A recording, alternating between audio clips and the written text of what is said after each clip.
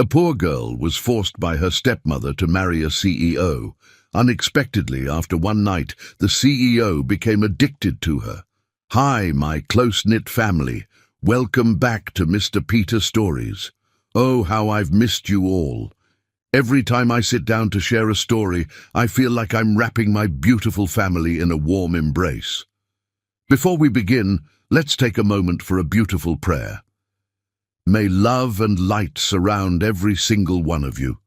May your hearts be filled with joy, your worries be lifted, and your dreams be blessed beyond measure.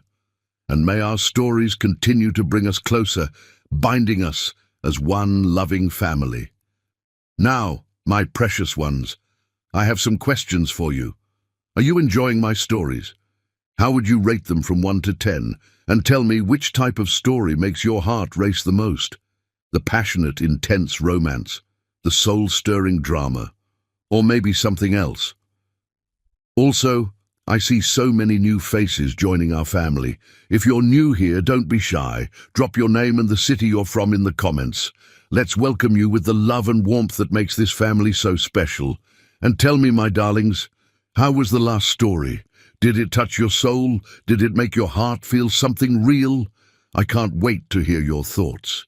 Now get cozy, my loves, because today's story is about to take you on an unforgettable journey.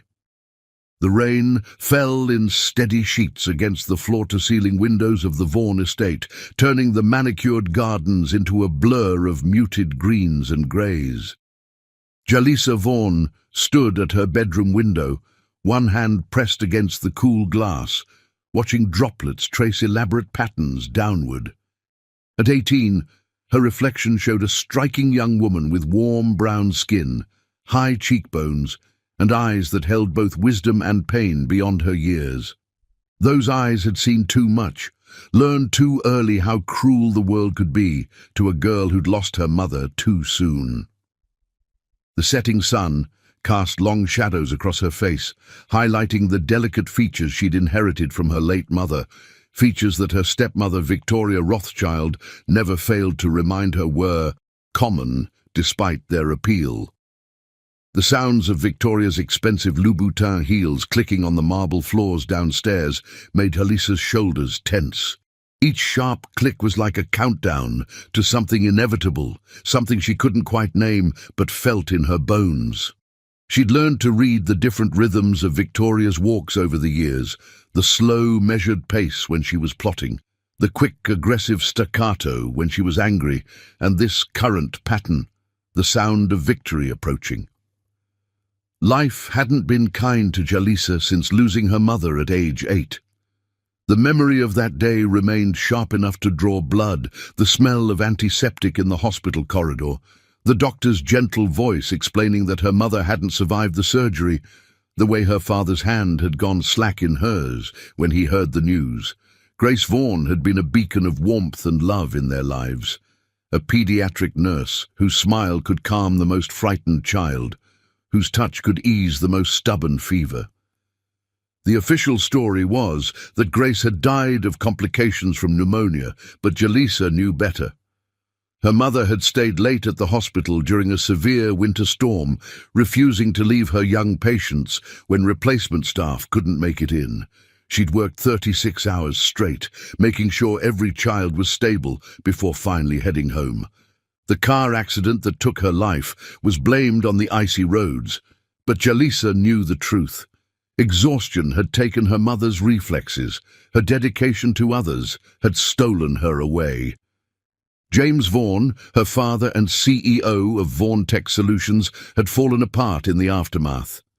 A man who'd once been full of laughter and silly jokes became a ghost in his own home, buried in work and grief. Jalisa still remembered the night she'd found him in his study, surrounded by empty whiskey glasses, clutching one of Grace's sweaters and sobbing. Victoria Rothschild had swept into their lives like a perfectly timed storm. She'd been hired as Vaughan Tech's new marketing director, and within months she'd positioned herself as James's support system, his confidant, his savior. Jalisa, at 9 years old, had watched in helpless silence as Victoria orchestrated what she would later recognize as a masterclass in manipulation. "Your father needs someone to take care of him," Victoria had said, kneeling down to Jalisa's level the day before the wedding. "And you, dear girl, need a mother's guidance." That guidance had turned out to be a decade of subtle cruelty and calculated manipulation. Victoria was an artist when it came to maintaining appearances. To the outside world, she was the perfect stepmother, gracious, elegant, and seemingly devoted to her new family. She hosted charity events, joined the right boards, and never failed to mention her beloved stepdaughter in interviews. Behind closed doors, Victoria wielded words like weapons. She'd systematically dismantled Jalisa's self-worth with the precision of a surgeon. "Oh, darling," she would say, examining Jalisa's report card full of A's. "Academic achievement can only take someone like you so far. Best to focus on more attainable goals." Or, "That dress would be lovely on someone with a different complexion. Perhaps we should stick to more forgiving styles." The worst part was how she'd isolated James from his daughter. Every attempt Jalisa made to connect with her father was subtly undermined. Family dinners became exercises in tension, with Victoria directing the conversation away from any meaningful interaction between father and daughter. "James, darling," she would interject whenever Jalisa tried to discuss her dreams of college. "You remember that board meeting tomorrow? You should really review those documents tonight." Now, watching the rain transform the world outside her window, Jalisa felt that familiar ache in her chest, the longing for her mother's warm embrace, for her father's old smile, for a life unburdened by Victoria's elegant tyranny. She pressed her forehead against the glass, closing her eyes against tears that threatened to fall. The sound of car tires on wet gravel snapped her attention back to the present. A sleek, black Rolls-Royce Ghost was making its way up the circular driveway, its headlights cutting through the growing darkness. Jalisa's heart rate accelerated as she recognized the Montgomery Industries logo on the license plate. "Jalisa!" Victoria's voice carried up the grand staircase, honeyed with false warmth. "Come down to the formal sitting room, darling, and do wear that navy dress I bought you, the one that makes you look presentable." Her fingers trembled slightly as she changed into the dress, a conservative piece that Victoria had deemed appropriate for someone of her background. The fabric felt like a straight jacket against her skin, but she'd learned long ago to pick her battles. As she fastened the pearl necklace that had belonged to her mother, one of the few pieces Victoria hadn't managed to misplace over the years, Jalisa caught her reflection in the full-length mirror. The young woman staring back at her was a study in contained grace. Her mother's features had matured into a beauty that even Victoria couldn't deny, though she tried her best to minimize it with unflattering clothes and subtle criticisms. Jalisa's hair, worn in elegant shoulder-length twists, framed a face that held echoes of Grace's gentle strength. The clicking of heels grew more insistent. "Jalisa! Our guests are waiting!" Taking a deep breath, Jalisa descended the curved staircase, each step measured and careful. The formal sitting room doors stood open, revealing a tableau that would change her life forever. Her father sat in his favorite leather armchair, but he might as well have been carved from stone. Victoria perched on the arm of his chair, her hand resting possessively on his shoulder, her red lips curved in a smile that didn't reach her eyes. And there, commanding attention from the center of the room, stood Harrison Montgomery Sr., the 72-year-old patriarch of Montgomery Industries. His steel-gray hair and impeccable suit spoke of old money and older power. He turned as Jalisa entered, his sharp eyes assessing her with the same calculation he likely used to evaluate business acquisitions. "Ah," he said, his aged voice carrying easily across the antique furniture and Persian rugs. "So this is the girl." Victoria's smile widened. "Isn't she lovely?" We've worked so hard to polish her into something suitable. Jalisa felt her cheeks burn at the casual degradation, but she kept her spine straight, her expression neutral. Years of Victoria's guidance had taught her to wear dignity like armor. Indeed, Harrison said, taking a measured sip from his crystal tumbler. $60,000, he continued, the words falling like stones in the quiet room. A fair price for a marriage to my son, wouldn't you agree, James? The world tilted sideways. Jalisa's fingers gripped the doorframe, though she managed to keep her face composed. Marriage. Price. The words bounced around her mind like shrapnel, but their meaning refused to take solid form. Her father wouldn't meet her eyes. Victoria's perfectly manicured hand tightened on his shoulder as he nodded. A generous offer, Mr. Montgomery. No, Jalisa whispered, but no one seemed to hear, or if they did, they didn't care. The rain continued its steady pattern against the windows, nature's accompaniment to the sound of her world crumbling. Harrison set his glass down with a decisive click. The arrangements will be handled discreetly, of course. The marriage license has already been prepared. We'll have the ceremony at the courthouse tomorrow morning. Tomorrow. The word escaped before Jalisa could stop it. 3 pairs of eyes turned to her, Harrison's calculating, Victoria's warning, and her father's empty. Is there a problem? Harrison's tone suggested that problems were things that happened to other people, never to him. Victoria stood, moving with the fluid grace of a predator. Of course not, Mr. Montgomery. Jalisa understands what an honor this is, don't you, dear? The Montgomery name, the stability it will provide. Her fingers wrapped around Jalisa's arm, nails digging in slightly. After all, what other prospects could someone like you hope for? The last fragments of Jalisa's childhood shattered in that moment. She looked at her father, silently begging him to be the man he'd been when her mother was alive, the father who'd sworn to protect her always. But James Vaughan stared into his whiskey glass as if it held answers to questions he'd never dared to ask. Excellent, Harrison said, rising. The car will collect her at 9 tomorrow morning. James, the transfer will be completed once the ceremony is done. He paused at the door, giving Jalisa one final appraising look. Welcome to the Montgomery family, my dear. Do try not to disappoint us. The sound of the front door closing echoed through the house like a judge's gavel. Victoria's grip on Jalisa's arm relaxed, but her smile grew sharper. Well, darling, it seems dreams do come true, even for girls like you. Jalisa pulled away, her voice barely a whisper. Daddy, please. But James was already standing, moving toward his study with the mechanical motions of a man sleepwalking through his own life. The study door closed behind him with a soft click that held all the finality of a tomb being sealed. Victoria's laugh was light, musical, and utterly cruel. Oh, my dear girl, did you really think he would choose you over peace, over me? You've been a burden since your mother died, a constant reminder of his greatest loss. At least now you'll be a profitable one. Jalisa made it back to her room before the tears came. She sank to the floor, her back against the door, the navy dress pooling around her like spilled ink. Outside, the rain continued its relentless descent, washing away the last colors of sunset and leaving only darkness behind.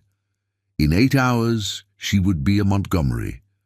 In 8 hours, her life would be sold for $60,000. In 8 hours, she would learn whether this was truly the end of her story, or perhaps, though she dared not hope it, the beginning of something entirely unexpected. The price of innocence, it seemed, could be measured in dollars and cents. But the cost of survival, that would be calculated in tears, in silence, and in the fierce determination that burned beneath her grief. Tomorrow would come, bringing with it a new name and a new cage. But tonight, Jalisa Vaughan allowed herself one last moment of freedom, one last cry for the girl she'd been, and one last prayer for the woman she would need to become. Chapter 2. The Unexpected Groom. The courthouse's fluorescent lights cast a harsh glow over Jalisa's skin as she sat alone on a wooden bench outside courtroom B. The morning had passed in a blur of mechanical motions, being ushered into Victoria's silver Mercedes at precisely 9, watching raindrops chase each other across the window during the silent drive downtown, following a court clerk's efficient footsteps through echoing marble halls.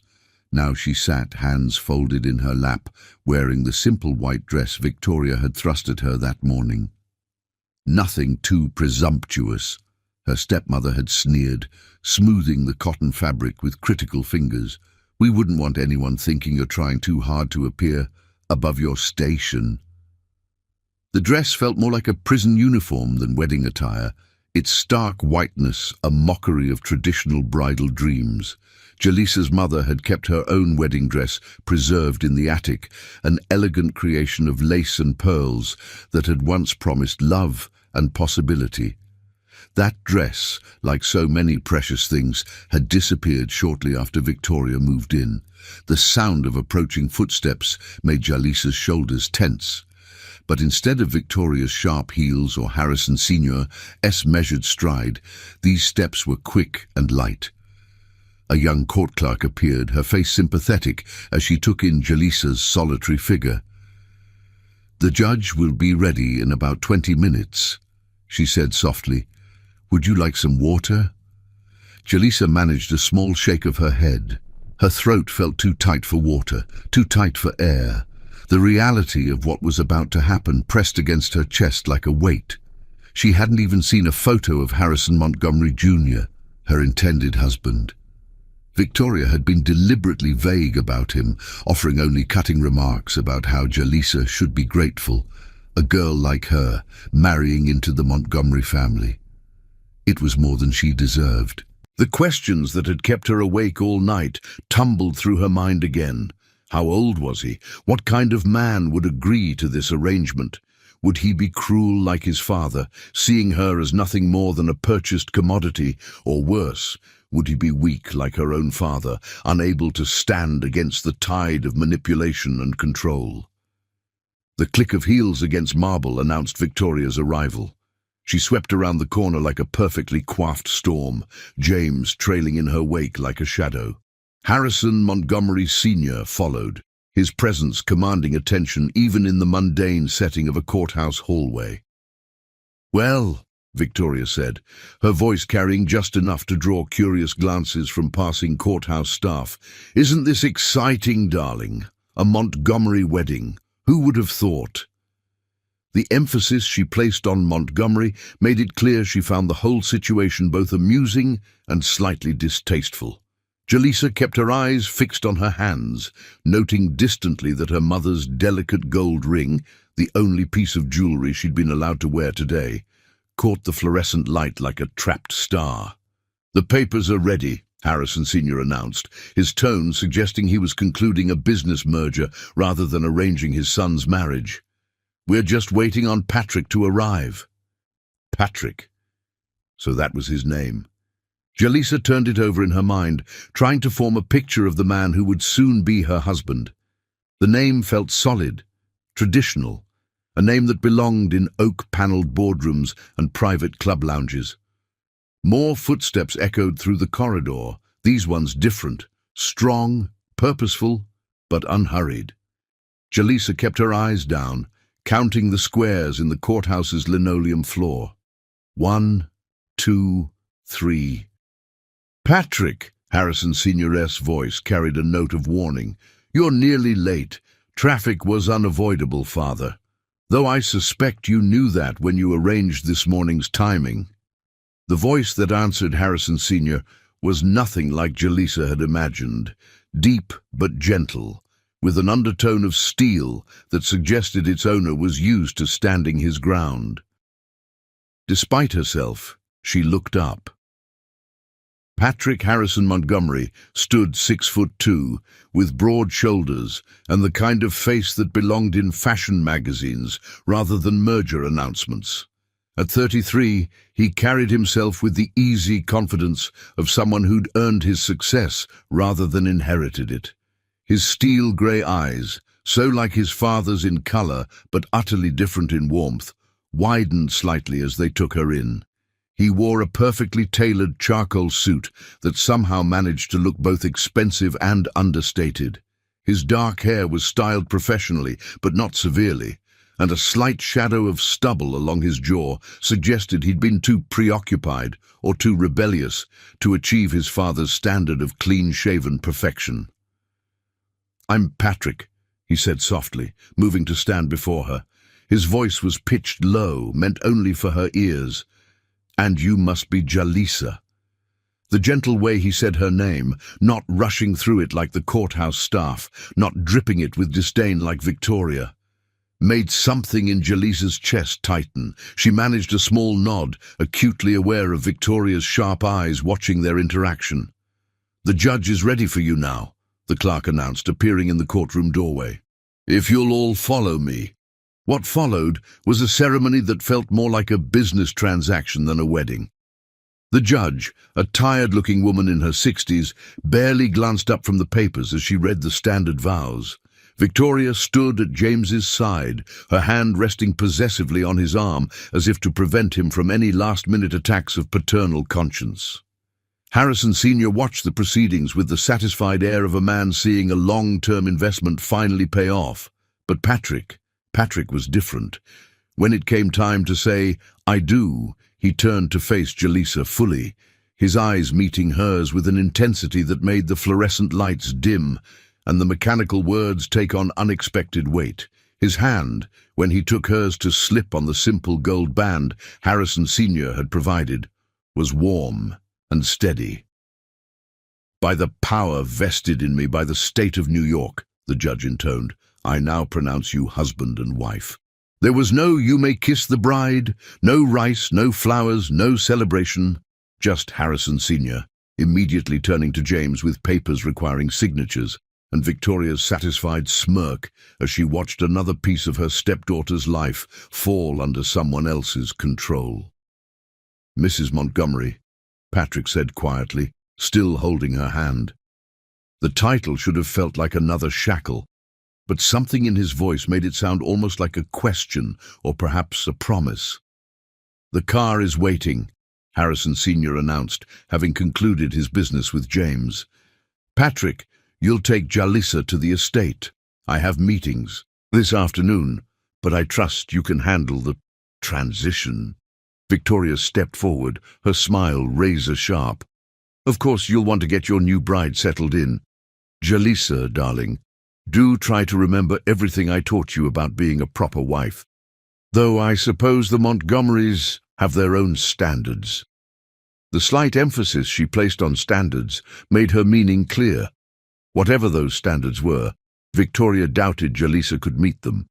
But before Jalisa could feel the familiar sting of her stepmother's words, Patrick's hand tightened slightly around hers. "I'm sure Jalisa will define her own role in our family," he said, his tone pleasant but firm. "Shall we?" This last was directed at Jalisa, accompanied by a slight tug toward the courthouse exit. The walk through the courthouse felt surreal, like moving through water.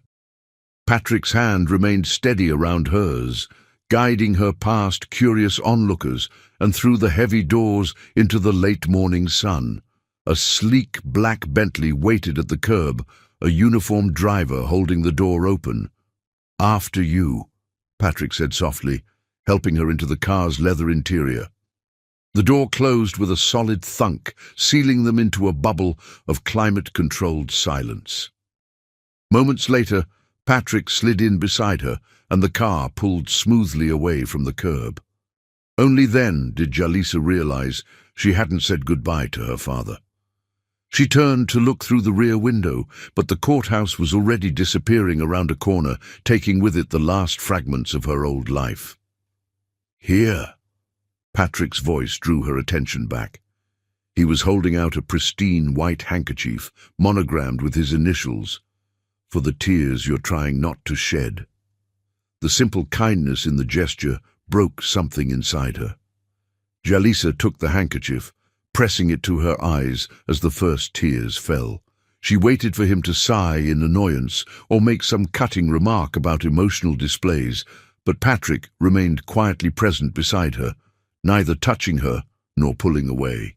When she finally regained her composure, the car was crossing the Queensboro Bridge, Manhattan's skyline rising before them like a crystal forest.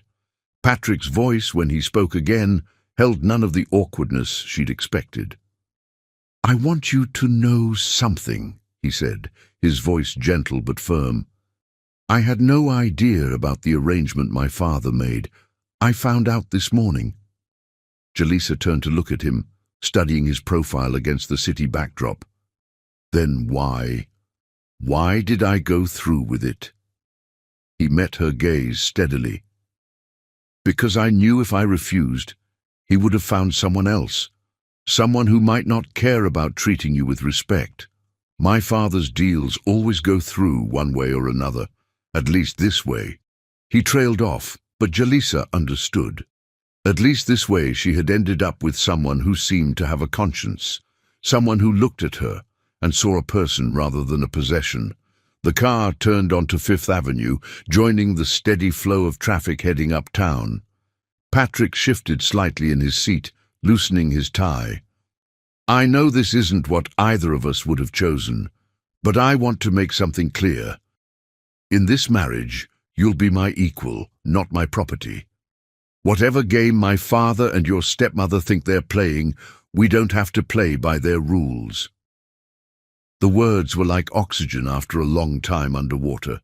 Jalisa found herself studying him more carefully, the strength in his jaw, yes, but also the kindness around his eyes, the way he held himself like someone used to carrying responsibility rather than wielding power.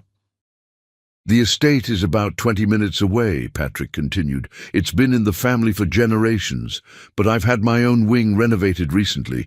You'll have your own suite of rooms there, completely private. No one, not even my father, will enter without your permission." The promise of privacy, of space that would truly be hers, made Jalisa's throat tight again.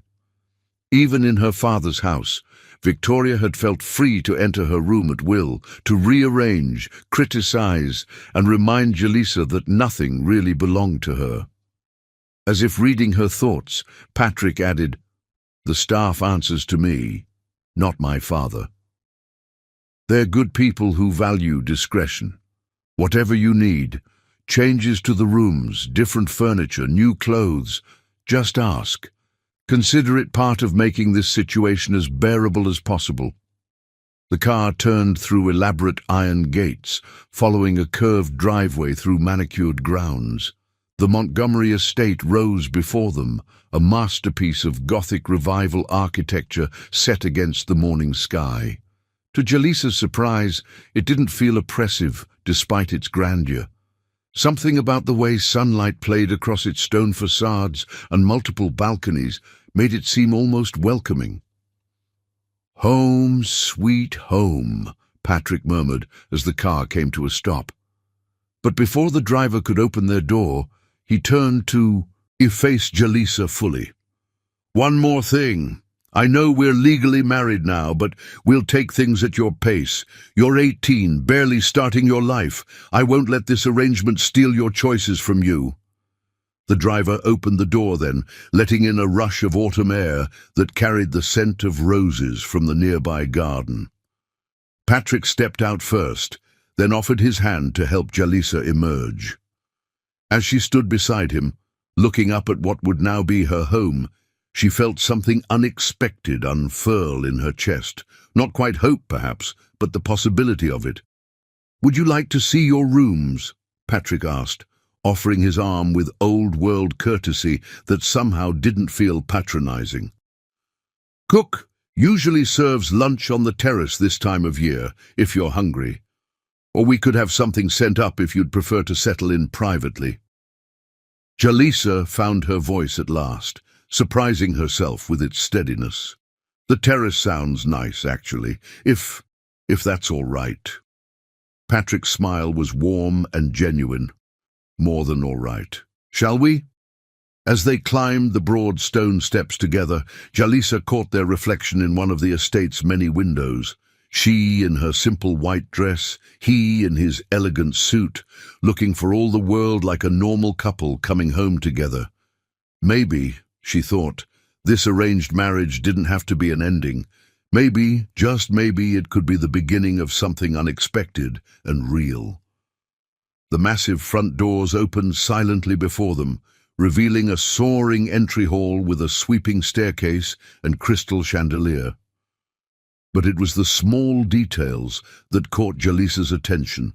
Fresh flowers in crystal vases, comfortable-looking window seats flooded with natural light, books that showed signs of actually being read rather than just displayed. "Welcome home, Mrs. Montgomery," Patrick said softly, and for the first time since hearing that title in the courthouse, Jalisa felt herself begin to smile. Chapter 3. First Light of Love. The Montgomery estate's west wing stretched before Jalisa like a world unto itself.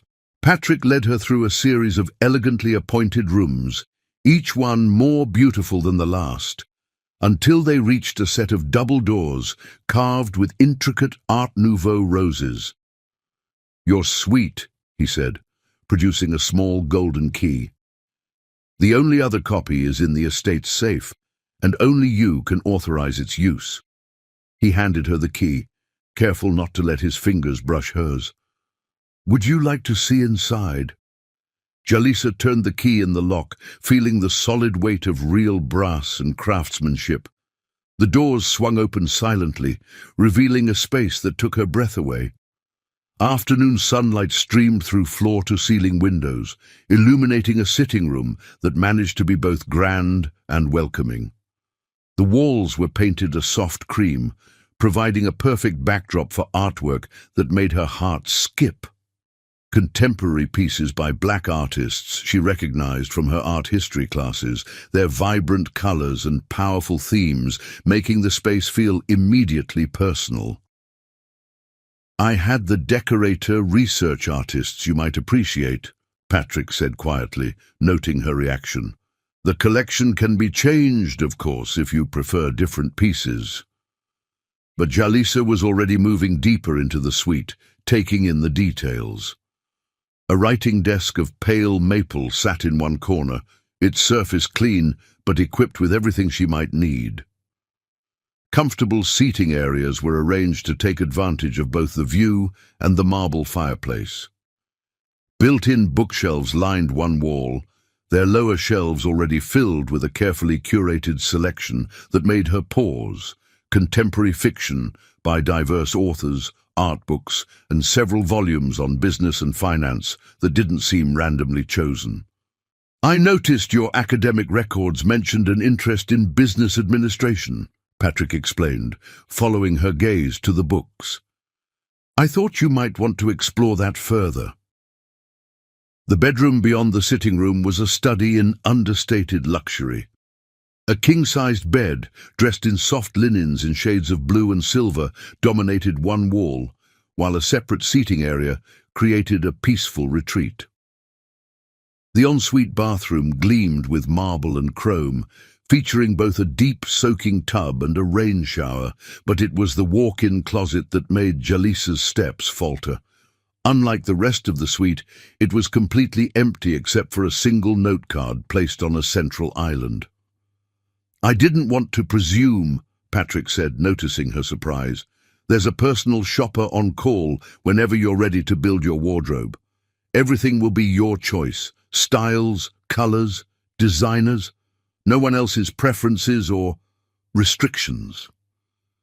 The deliberate way he said restrictions made it clear he understood exactly how Victoria had used clothing as another form of control. Jalisa's fingers traced the edge of the note card, which contained the shopper's contact, information written in elegant script. "Thank you," she said softly, and meant it for more than just the closet.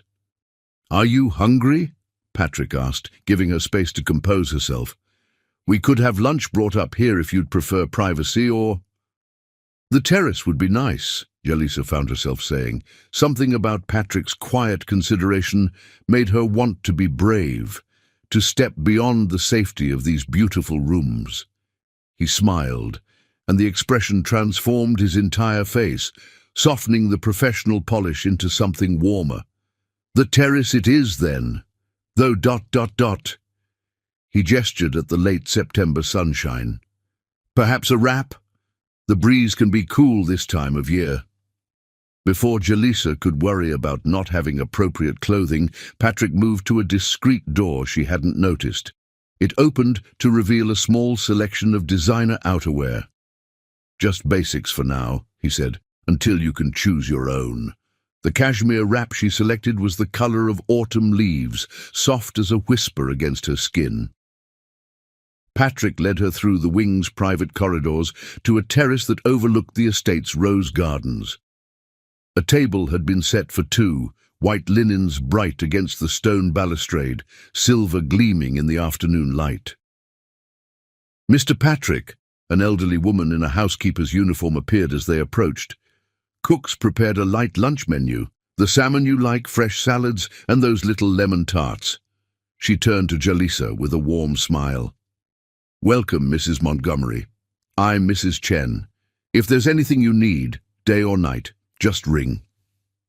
Patrick held Jalisa's chair, waiting until she was settled before taking his own seat. A server appeared silently with water and a selection of fresh juices, then disappeared just as quietly. I meant what I said about the staff, Patrick said once they were alone. They're loyal to me, not my father. You won't be watched or reported on here. The implication that Harrison Sr. might have expected such surveillance made Jalisa's hands clench in her lap, but before she could dwell on it, their first course arrived, a delicate soup that smelled of fresh herbs and comfort. Tell me about yourself. Patrick's question was gentle, accompanied by a genuine smile. I'd like to know who I'm sharing my life with, beyond what's in the files my father's people compiled. Something in his tone made Jalisa look up sharply. You've seen those files? I insisted, once I learned of the arrangement this morning. I wanted to understand. He paused, choosing his words carefully. I wanted to understand what kind of person would agree to sell their daughter to the Montgomerys. The soup suddenly tasted like ashes in Jalisa's mouth. My father is a broken man who let himself be manipulated by a master, Patrick finished. The files were quite thorough about Victoria Rothschild's methods. The way he said her stepmother's name contained volumes of controlled anger. Jalisa found herself studying him more carefully, noting the tension in his jaw, the way his hands gripped his silverware just a fraction too tightly. You really didn't know, she asked, about the arrangement? Patrick set down his spoon, meeting her gaze directly. Number Y was in London all last week, closing a deal that will move our clean energy division into European markets. I flew back last night, and this morning my father called me to his study. He presented the whole thing as a fait accompli. The papers ready, the courthouse booked, you already on your way downtown. But you agreed, Jalisa said softly. Why? Because I know my father. Patrick's voice held a lifetime of understanding. If I'd refused, he would have found someone else in our circle to marry you. Someone who would have seen you as property, who would have treated you like... He trailed off, his expression darkening. Like merchandise, Jalisa finished. Purchased and owned. Yes. Patrick's hand moved as if to cover hers, then stopped just short. I couldn't let that happen, not when I could prevent it. Their main course arrived, perfectly grilled salmon on a bed of seasonal vegetables, the presentation worthy of a fine restaurant. They ate in companionable silence for a few moments, each processing the morning's events. You asked about me, Jalisa said finally. What would you like to know?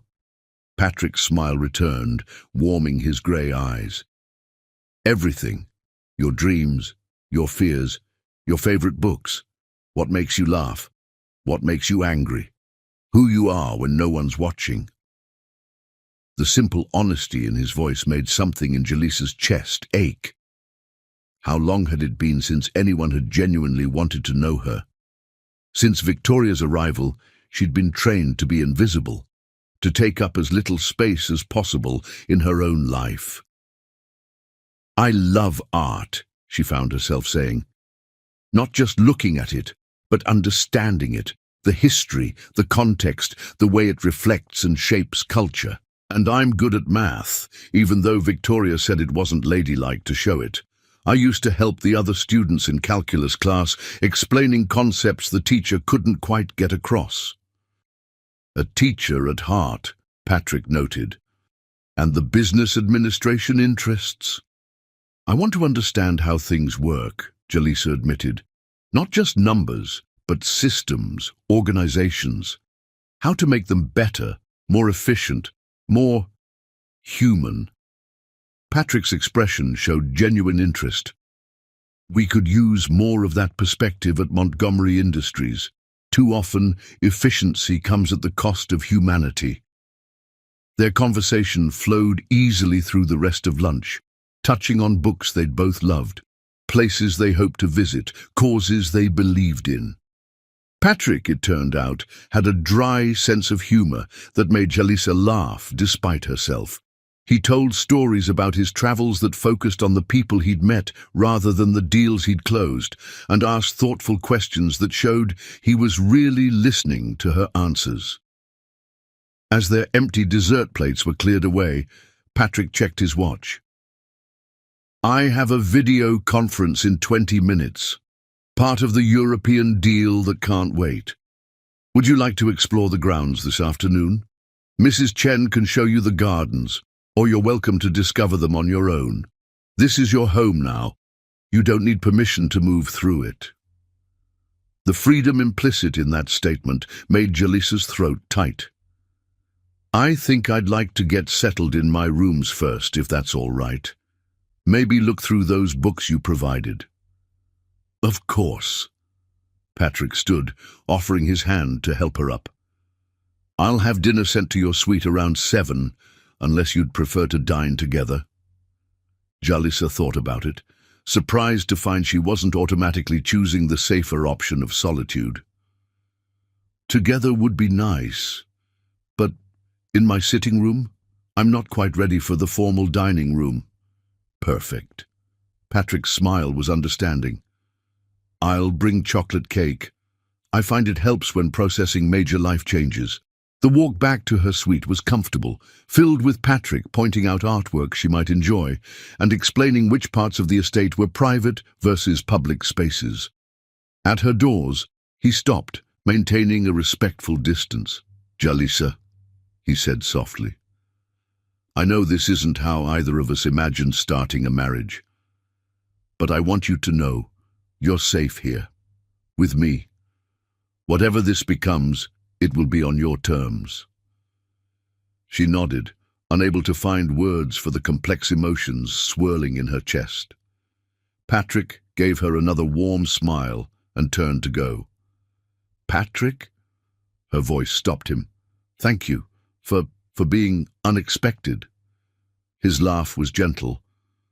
"I think we're both going to be full of surprises." Alone in her suite, Jalisa moved through the rooms slowly, really taking in the details. Someone, probably Mrs. Chen, had unpacked the small bag she'd brought from home, arranging her few possessions with care. Her mother's photo, the one she kept hidden from Victoria, sat in a new silver frame on the bedside table. The afternoon sun painted patterns on the pale carpet as Jalisa curled up in a window seat with one of the business books, but her mind kept drifting to lunch, to the way Patrick listened as if her thoughts mattered, to the genuine interest in his eyes when she spoke about her dreams. She thought about Victoria's sneering predictions of what marriage to a Montgomery would mean, about Harrison C's cold assessment of her worth in dollars and cents. But Patrick was different. He saw her not as a possession or a problem, but as a person, a partner. As the sun began to set, painting the sky in shades of rose and gold, Jalisa found herself looking forward to dinner, to more conversation, to chocolate cake, to discovering who they might become together. This morning, she'd been a bride sold to the highest bidder. Tonight, she was something else, something undefined but full of possibility. The first light of something that felt dangerously like hope began to warm her heart. Perhaps this arranged marriage, this business transaction disguised as a wedding, could become something real, something chosen rather than imposed, something unexpected and beautiful, like roses blooming in winter. Jalisa touched the soft cashmere wrap still draped around her shoulders, remembering Patrick's quiet consideration. Yes, she thought, this could be the beginning of something extraordinary, not because it was forced upon them, but because they might choose it day by day, conversation by conversation, moment by moment. The future stretched before her like an unwritten story, and for the first time since losing her mother, Jalisa felt ready to turn the page. Chapter 4. Breaking Down Walls. Over the next few weeks, Patrick showed Jalisa a world she'd never known existed. It wasn't just the material things, though he did ensure she had everything. She needed to feel comfortable in her new life. It was the way he went about it, the thoughtfulness behind each gesture, the constant respect for her autonomy. The morning after their wedding, a sleek black credit card appeared on her breakfast tray, along with a note in Patrick's precise handwriting, "For whatever you need or want. No limits, no questions asked. This is your home now. Make it yours." But he didn't just hand her money and disappear. When Jalisa mentioned wanting to update her wardrobe, Patrick arranged for several top designers to bring their collections to the estate. He stayed for the first few minutes, making it clear to everyone that Mrs. Montgomery was to be treated with the utmost respect, then left her to make her own choices without hovering or influencing her decisions. "These clothes are armor," he'd said quietly before leaving. "Choose pieces that make you feel strong." The designers had been surprisingly kind, taking time to understand Jalisa's style preferences rather than trying to force their own vision on her. For the first time in years, she was able to select clothes that actually reflected who she was. Elegant but comfortable, professional but youthful, with colors that complemented her skin tone rather than trying to downplay it. One afternoon, about 2 weeks into their marriage, Patrick found her in the estate's library, surrounded by college brochures. He'd paused in the doorway, taking in the scene, then entered quietly and sat in the armchair across from her. "Columbia has an excellent business program," he said, noting the brochure in her hands. "Their focus on ethical leadership is particularly strong." Jalisa had tensed, waiting for the other shoe to drop, but Patrick simply pulled out his phone and started making notes. "I'll have the admissions office send over the full application package. Early decision deadline is November 1st, so we have time to put together a strong application." "Victoria always said college would be a waste," Jalisa found herself saying, "that no amount of education could change certain facts about me." Patrick's expression darkened momentarily. "Victoria Rothschild," he said carefully, "is an expert at destroying dreams to maintain control. But she's wrong. Apply wherever you want, Jalisa. I'll handle the costs." "Your father won't approve," she warned, remembering Harrison Sr.'s comments about a wife's proper place. Patrick's smile held a hint of steel. "My father's approval stopped mattering to me a long time ago. Besides," he added, his tone lightening, "Montgomery Industries could use more executives with actual ethics training. The old guard's idea of corporate responsibility begins and ends with tax-deductible donations to their favorite charities." That conversation marked a turning point in their relationship. Jalisa began to see that Patrick wasn't just being kind out of obligation. He genuinely supported her dreams, believed in her potential.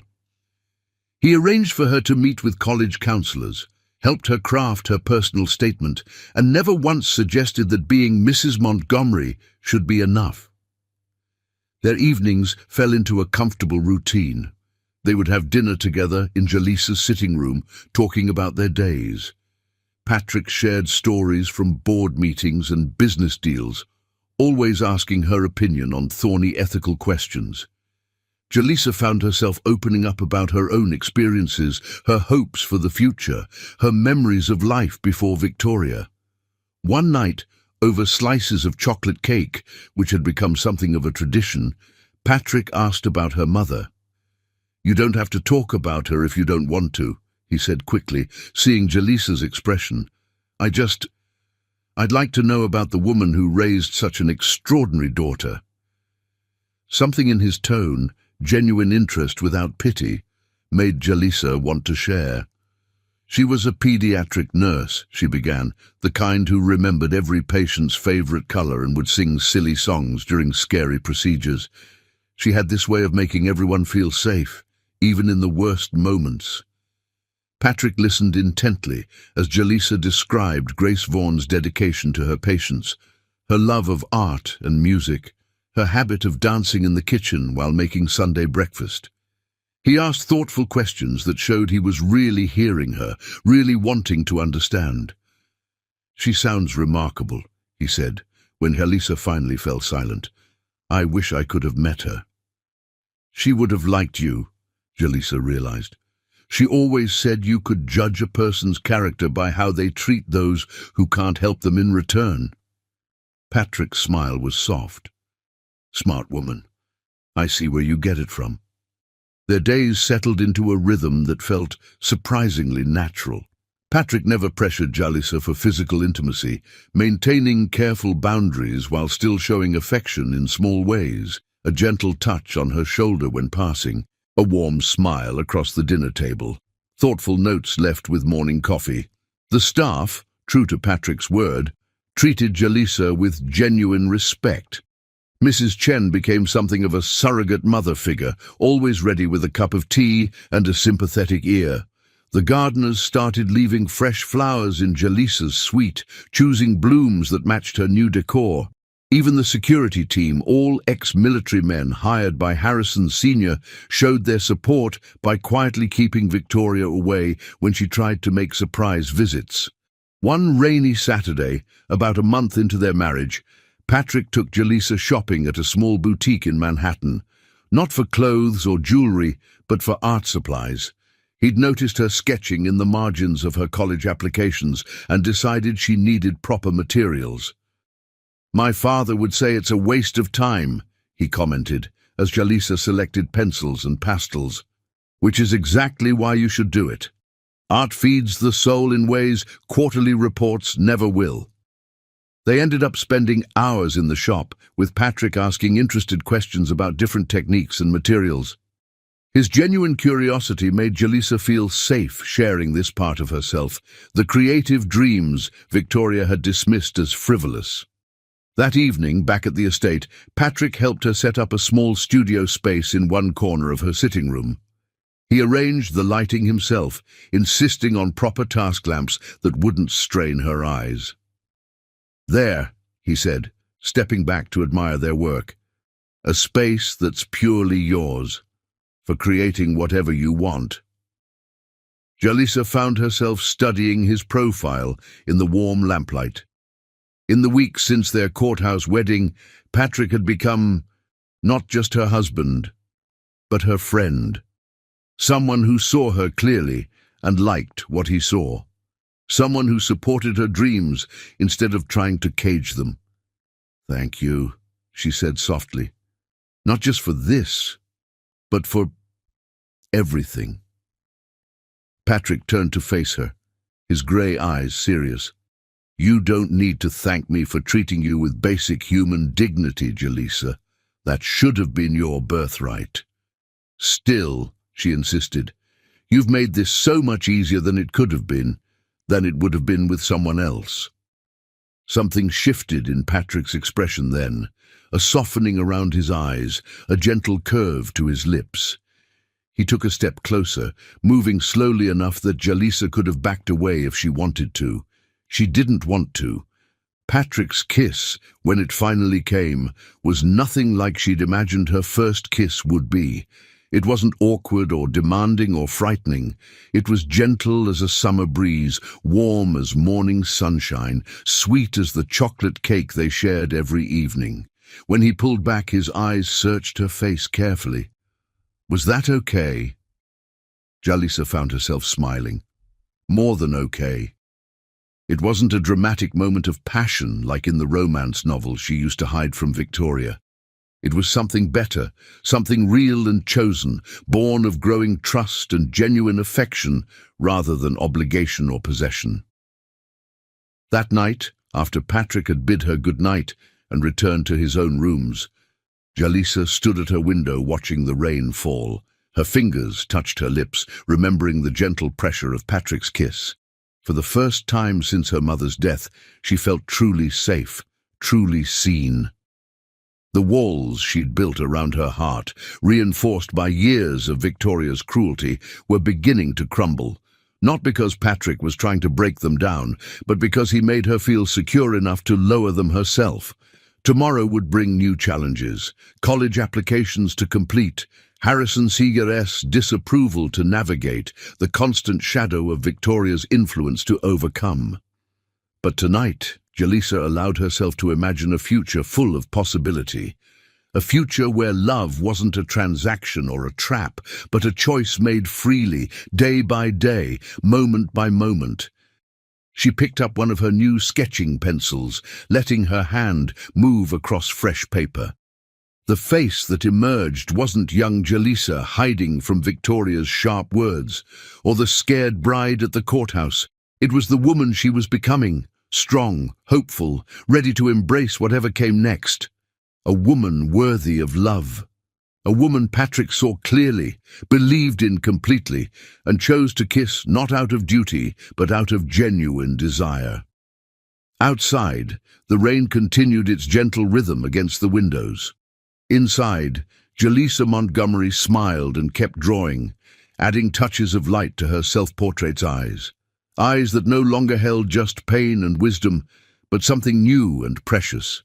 The first delicate blooms of love growing in the most unexpected garden. Chapter 5. Shadows of the Past. Their growing happiness couldn't remain untouched forever.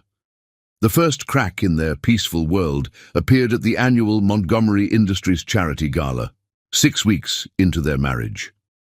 Jalisa had been nervous about attending, knowing it would be her first major public appearance as Mrs. Montgomery. Patrick had been characteristically thoughtful about the event. He'd arranged for a top stylist to help Jalisa select the perfect gown. A midnight blue creation that made her feel like a queen. The designer had incorporated subtle African patterns into the beadwork, a detail that brought tears to Jalisa's eyes when she noticed it. Beautiful, Patrick had said simply when he saw her ready for the gala. The pride in his eyes gave her courage. The ballroom of the Plaza Hotel glittered with New York's elite. Diamonds caught the light like stars, champagne flowed freely, and conversation hummed at a perfectly modulated volume.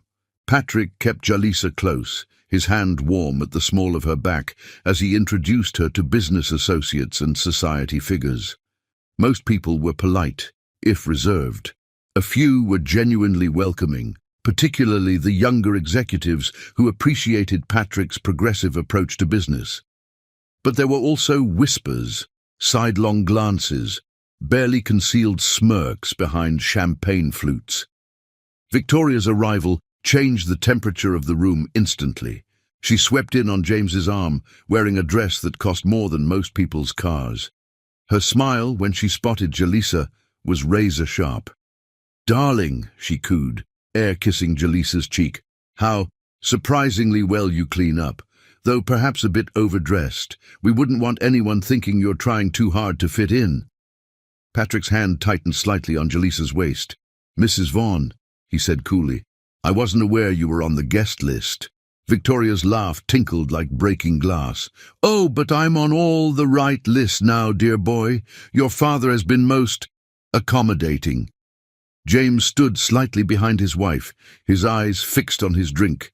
He barely glanced at Jalisa, though his hands trembled slightly when Victoria mentioned Harrison Sr. Throughout the evening, Victoria worked the room like a master conductor, dropping subtle hints and poisoned words into eager ears. Jalisa tried to ignore it, focusing instead on the meaningful conversations Patrick was having about Montgomery Industries' new charitable initiatives. But then she overheard a conversation near the ladies' room that made her blood freeze. "Well, of course it was arranged," Victoria's voice carried just enough to reach interested parties. The girl practically threw herself at Harrison Sr., batting those eyes and playing on his protective instincts. "Though I suppose we shouldn't be surprised, like mother, like daughter." "What do you mean?" another woman asked eagerly. "Oh, didn't you know? Her mother was quite the social climber herself. How else does a simple nurse end up married to a CEO, though at least Grace had the decency to die before she could spend too much of the family money?" Jalisa's vision blurred with tears. She turned to flee, but found Patrick standing behind her, his face set in lines of cold fury. "Mrs. Vaughan," his voice cut through the murmuring crowd. "A word, if you please." Victoria's smile didn't waver. "Of course, dear. Though I was just sharing some family history, nothing improper about that." "Interesting definition of proper," Patrick said, his tone arctic. "I've had investigators looking into your financial activities for the past month. Would you like to discuss what they found?" The color drained from Victoria's face. "I'm sure I don't know what you mean." "No?" Patrick's smile was terrifying in its gentleness. "The offshore accounts? The creative accounting at Vauntech? The systematic embezzlement that began, coincidentally, right after you married James?" The whispers in the crowd took on a different tone. Victoria's perfectly manicured hand clutched her champagne flute so tightly it threatened to shatter. "How dare you?" she hissed. "You have no proof." "I have every proof," Patrick replied calmly. "Every transaction, every hidden account, every penny you've stolen from the man you claim to love. Would you like to see the files? I had them delivered to the SEC this morning." James stepped forward then, his face ashen. "Victoria?" What is he talking about? But Victoria was already backing away, her composure cracking like fine china. "She's nothing but a gold digger," she spat, gesturing at Jalisa, "just like her mother." It was the wrong thing to say. Patrick's voice, when he spoke again, could have frozen flame. "Mrs. Vaughan, your life is about to become very complicated. I suggest you leave now while you still have some dignity intact. And if you ever speak about Jalisa or her mother again, I will personally ensure that every society door in New York slams shut in your face." The crowd parted like the Red Sea as Victoria fled, leaving James standing alone and lost. Patrick turned to him with slightly more gentleness. "Mr. Vaughan, I suggest you call your lawyer. You'll want to distance yourself from what's coming." Later that night, in their private sitting room at the estate, Jalisa finally broke down. The tears she'd held back at the gala poured out as Patrick held her close.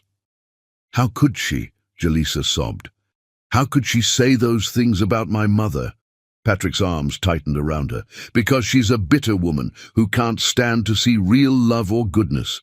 Your mother was a nurse who died saving 3 children from a burning building," he whispered. "I found the news articles, talked to people who knew her. She worked extra shifts that winter because the pediatric ward was understaffed. She stayed late that night because 2 of her young patients had fevers that wouldn't break. The car accident happened because she was exhausted from caring for others." He pulled back slightly, cupping Jalisa's face in his hands. "You're exactly like her. Brave, selfless, and absolutely extraordinary." Victoria attacked her memory because she knows she'll never be half the woman your mother was. Jalisa looked up at him through tear-stained lashes. You investigated my mother. I wanted to know about the woman who raised you, Patrick said softly. I found articles about her work at the hospital, interviews with parents whose children she'd helped, letters from colleagues praising her dedication. She was beloved, Jalisa. Her funeral was standing room only. Hundreds of people whose lives she'd touched. Fresh tears fell, but these were different, healing tears, washing away years of Victoria's poison. Tell me more, she whispered. Patrick spent the next hour sharing everything he'd learned about Grace Vaughan, how she'd started a program to bring art therapy to sick children, how she'd organized a fund to help families with medical expenses, how she'd met James at a hospital fundraiser where she'd been speaking about pediatric care initiatives. She wasn't a social climber, he said firmly. She was a force for good who happened to fall in love with a man who recognized her worth, just like her daughter. Jalisa curled closer into his embrace, letting his words and the steady beat of his heart soothe her pain. When did you start the investigation into Victoria? The day after our wedding, Patrick admitted. I knew someone like her wouldn't let go of control easily. I wanted to be prepared when she tried to hurt you again. The protective anger in his voice made Jalisa's heart swell. This was more than the kindness he'd shown since their arranged marriage. This was fierce, deliberate defense of her happiness. What will happen to her? She asked. The SEC investigation will take time, but the evidence is solid. She'll likely face charges for financial fraud. Your father, Patrick sighed. He'll need support to get through this, but maybe now he can finally break free of her influence. Jalisa thought about James, standing alone in that glittering ballroom, his world crumbling around him. He let her control him for so long. Grief makes people vulnerable, Patrick said gently. Victoria exploited that vulnerability. But it's not too late for him to find his way back to being the father you remember. They sat in comfortable silence for a while, watching the fire dance in the hearth. Finally, Jalisa spoke again. Thank you, not just for defending me, but for defending my mother's memory. Patrick pressed a kiss to her temple. Your mother's legacy lives in you, in your kindness, your strength, your desire to help others. Victoria couldn't destroy that, no matter how hard she tried. That night, as Jalisa prepared for bed, she looked at her mother's photo on the bedside table. Grace Vaughan smiled back at her, radiating the warmth and love that Victoria had tried to erase from history. You'd like him, Mum, Jalisa whispered to the picture. He sees me, really sees me, and he's not afraid to fight for what's right. Outside her window, the moon cast silver light over the estate's gardens. Tomorrow would bring challenges, dealing with the fallout from Victoria's exposure, helping James navigate his new reality, facing the society gossips who'd witnessed it all. But tonight, Jalisa felt stronger than she had in years. Victoria's shadows were finally being banished, pushed back by the light of truth and love. Patrick had given her more than protection. He'd given her back her mother's true story, her own worth, and the promise of a future where love didn't have to hide in shadows. As she drifted off to sleep, Jalisa smiled, remembering something her mother used to say, "The truth always comes to light, sweetheart, and when it does, it sets us free." Chapter 6. Rise of the Phoenix. Jalisa threw herself into her studies with renewed determination after Victoria's downfall. The acceptance letter from Columbia's School of Business arrived on a crisp October morning, accompanied by a personal note from the dean praising her application essay on ethical leadership in modern corporations. Patrick had found her crying happy tears in her study, the letter clutched to her chest. Without a word, he'd swept her into a celebratory hug, then immediately called Mrs. Chen to arrange champagne and her favorite chocolate cake. "I knew you could do it," he said later, as they sat in their favorite spot on her private terrace. "The admissions board would have been crazy to pass up someone with your insight and drive." Jalisa traced the Columbia letterhead with trembling fingers. "I still can't quite believe it's real. Victoria always said—" "Victoria," Patrick interrupted gently, "is currently facing federal charges for embezzlement. I think we can safely discount her opinions on anything." The investigation into Victoria's financial dealings had revealed a web of fraud that stretched back years. She had been systematically siphoning money from Vaughan Tech, using sophisticated accounting tricks to hide her theft. The evidence Patrick's investigators had uncovered was damning. James, once the truth about his wife's crimes became clear, had seemed to wake from a long nightmare. He'd filed for divorce immediately and thrown himself into cooperating with the authorities. The process had been painful but cleansing, like lancing an infected wound. Now, 2 months after the gala confrontation, Jalisa was excelling in her business classes at Columbia. Patrick watched with pride as she transformed from a timid girl into a confident young woman. Her natural intelligence, no longer suppressed by Victoria's manipulation, flourished in the academic environment. "I have a surprise for you," Patrick said one evening, joining her in the library where she was working on a case study analysis. "How would you feel about putting some of your business theory into practice?" Jalisa looked up from her textbooks, intrigued. "What did you have in mind?" "Montgomery Industries' charitable foundation needs restructuring," Patrick explained, settling into the chair across from her.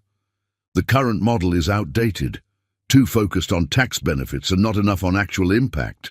I thought you might want to take a look at it." The trust in his voice made Jalisa's heart swell. "You'd let me do that?" Patrick's smile was warm. "Let you? I'm counting on you. Your perspective is exactly what we need. Someone who understands both business principles and human needs." Over the next few weeks, Jalisa immersed herself in studying the foundation's structure and operations. She collaborated with Patrick's team, conducted interviews with grant recipients, and developed a comprehensive proposal for reform. Her presentation to the Foundation's board, including Harrison Sr., was a triumph of preparation and passion. She stood confidently at the head of the mahogany conference table, her voice clear and strong as she outlined her vision. "The current model treats charity as a business transaction," she explained, clicking through meticulously prepared slides. "But true philanthropy should be about transformation, not just for the recipients, but for the organization itself. I propose restructuring our giving around 3 core principles: sustainability, empowerment, and measurable impact." Harrison Sr., who had initially viewed her involvement with barely concealed skepticism, found himself leaning forward as Jalisa detailed her plans. Her proposal included innovative funding mechanisms, partnerships with grassroots organizations, and a revolutionary approach to measuring social impact. Furthermore, she concluded, by integrating these initiatives with Montgomery Industries' core business strategies, we create a synergy that benefits both our commercial interests and our social mission. It's not just about giving money, it's about investing in sustainable change. The silence that followed her presentation was broken by slow, deliberate applause from Harrison Sr. himself. "Well," he said, his voice carrying a note of surprise and reluctant admiration, "it seems we've underestimated you, Mrs. Montgomery." Patrick, watching from his seat at the table, felt his chest swell with pride. This was the woman he'd glimpsed beneath Victoria's oppression, brilliant, compassionate, and unstoppable once given room to shine. The board approved Jalisa's proposals unanimously. Within months, the Montgomery Foundation became a model for modern corporate philanthropy, earning praise from industry leaders and social impact experts alike. But it was more than just professional success. Jaleesa began to hold her head high in social situations, her natural grace and intelligence shining through. The whispers about her changed from criticism to admiration.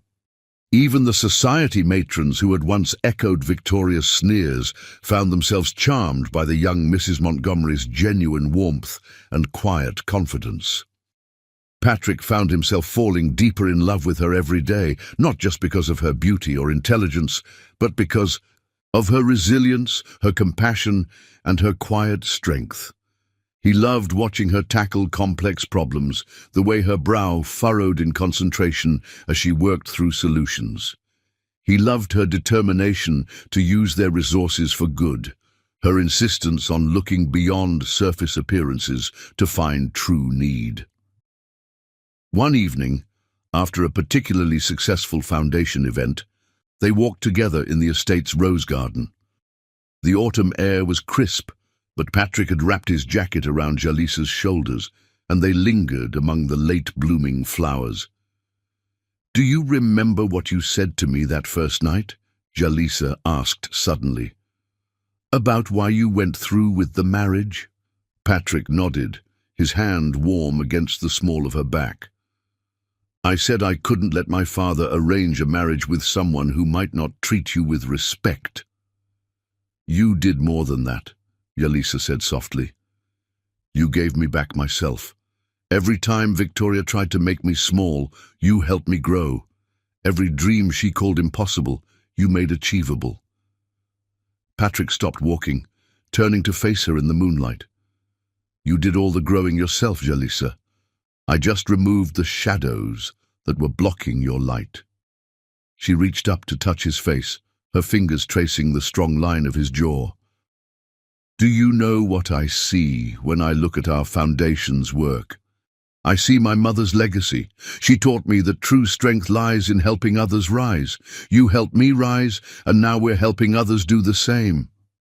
Patrick's kiss was tender, full of pride and love and promise. When they finally broke apart, he rested his forehead against hers. "You're extraordinary, Jaleesa Montgomery. Don't ever let anyone tell you differently again."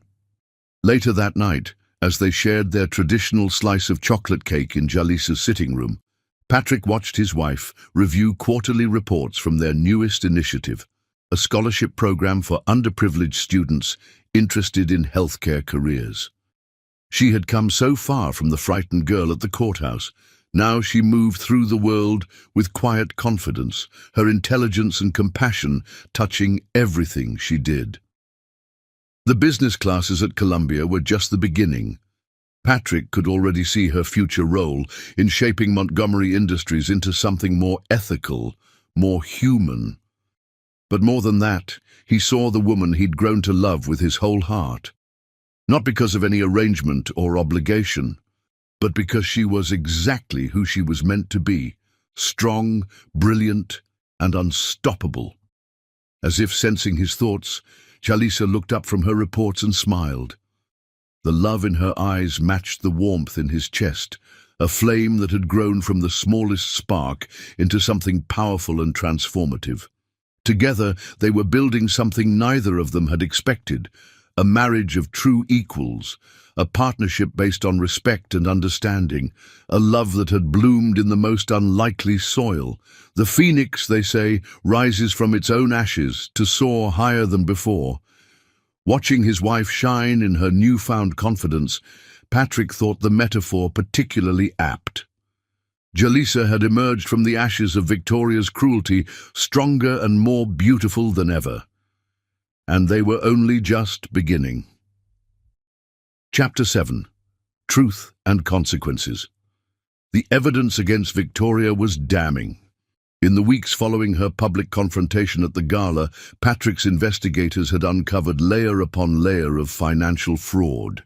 She had been embezzling from James's company for years, using the money to maintain her lavish lifestyle while treating Jaleesa like a servant. The investigation revealed a complex web of hidden accounts and falsified records. Victoria had systematically siphoned funds from Vaughan-Tech's operational accounts, disguising the transactions as legitimate business expenses. She had even created fake vendors and consultants, routing company money through shell corporations that led back to her personal accounts. When the police arrived at the Vaughan estate on a cold November morning, Victoria's perfectly manicured world crumbled. She had been in the middle of berating a maid about improper dusting when the officers appeared, warrant in hand. "This is ridiculous," she had sputtered, her composure cracking as they read her rights. "Do you have any idea who I am?" But her social status couldn't protect her from the weight of evidence. The prosecutors had built an airtight case, supported by years of documentation and testimony from Vaughan-Tech employees who had been silenced by fear of Victoria's influence. James, watching his wife being led away in handcuffs, seemed to age a decade in moments. The realization of how thoroughly she had deceived him, how completely she had manipulated his grief over Grace to gain control of his life and company, hit him like a physical blow. Jaleesa received the news of Victoria's arrest from Patrick, who had insisted on being present when it happened. He found her in her study at Columbia, where she was preparing for finals. "It's over," he said simply, gathering her into his arms as the emotions overwhelmed her. "She can't hurt you anymore." The trial was swift and decisive. Victoria's lawyers attempted to paint her as a misunderstood businesswoman whose aggressive investment strategies had been misconstrued as fraud. But the evidence told a different story, one of calculated deception and systematic theft. The prosecutor's opening statement had been particularly powerful. "This is not a case about aggressive business practices. This is a case about a woman who used grief and manipulation to steal not just money, but years of a young girl's life, who used her position to crush the spirit of her stepdaughter while enriching herself with stolen funds." Victoria's mask of sophistication crumbled completely when the verdict was read. Guilty on all counts. The judge, noting her lack of remorse and the calculated nature of her crimes, handed down a lengthy prison sentence. Through it all, Jaleesa maintained her composure, drawing strength from Patrick's steady presence and her own growing confidence. She attended key parts of the trial not out of vindication, but to reclaim her narrative. Victoria had tried to write her story as one of inadequacy and shame. Jaleesa was rewriting it as one of resilience and triumph. James, finally seeing the truth about his wife, was devastated. The man who had once been a dynamic business leader was reduced to a shell of himself, haunted by years of manipulation and missed opportunities with his daughter. When he asked to see Jaleesa after the trial, Patrick was protective. "You don't have to," he told her. "No one would blame you for keeping your distance." But Jaleesa knew she had to face this part of her past, too. She arranged to meet James at a quiet cafe near Central Park, neutral ground where they could talk. Her father looked small somehow, diminished without Victoria's controlling presence. His hands shook slightly as he stirred his untouched coffee. "Jaleesa," he begged when she sat down, "can you ever forgive me?" She studied him carefully, seeing both the broken man before her and echoes of the loving father he'd once been. The man who had read her bedtime stories and taught her to ride a bike. The father who had been stolen from her by grief and Victoria's manipulation. "We can try to build something new," she said finally, reaching across the table to take his trembling hand. "Not what we had before, that's gone. But maybe something honest, something real." James broke down then, years of suppressed emotions pouring out in a crowded cafe. Jaleesa held his hand as he apologized for his weakness, for letting Victoria control him, for failing to protect his daughter. "I see so much of your mother in you," he said when he could speak again. "She would be so proud of the woman you've become, So proud of how you've overcome everything I let happen to you." That evening, back at the Montgomery estate, Jalisa sat with Patrick in their favorite spot on her terrace. The winter air was cold, but Patrick had arranged for heated lamps and thick blankets, maintaining their tradition of evening conversations under the stars. "How do you feel?" he asked softly, watching her process the emotional day. "Lighter," Jalisa realized. "Like a weight I've carried so long I forgot it was there has finally been lifted." Patrick reached over to take her hand, his thumb tracing gentle circles on her palm. "Your father?" "He's not the man he was before Mom died," Jalisa said thoughtfully, "but maybe he can become someone new, someone better." That night, Patrick surprised her with something that made her heart stop. He presented her with a diamond ring, not as a replacement for their hasty courthouse wedding band, but as a promise. "Marry me again," he said, his grey eyes intense in the lamplight. "This time exactly the way you want. Not because of arrangements or obligations, but because we choose each other." Jalisa looked at the ring, a stunning piece that somehow managed to be both elegant and unique, just like their love story. "You want to have another wedding?" "I want to stand up in front of everyone we love and tell the world that I choose you," Patrick said firmly.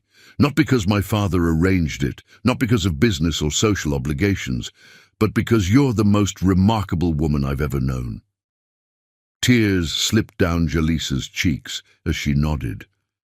"Yes," she whispered. "Yes to choosing you. Yes to building something real. Yes to everything." The ring slid perfectly onto her finger, catching the light like captured stars. Patrick gathered her close, his kiss tasting of promise and possibility.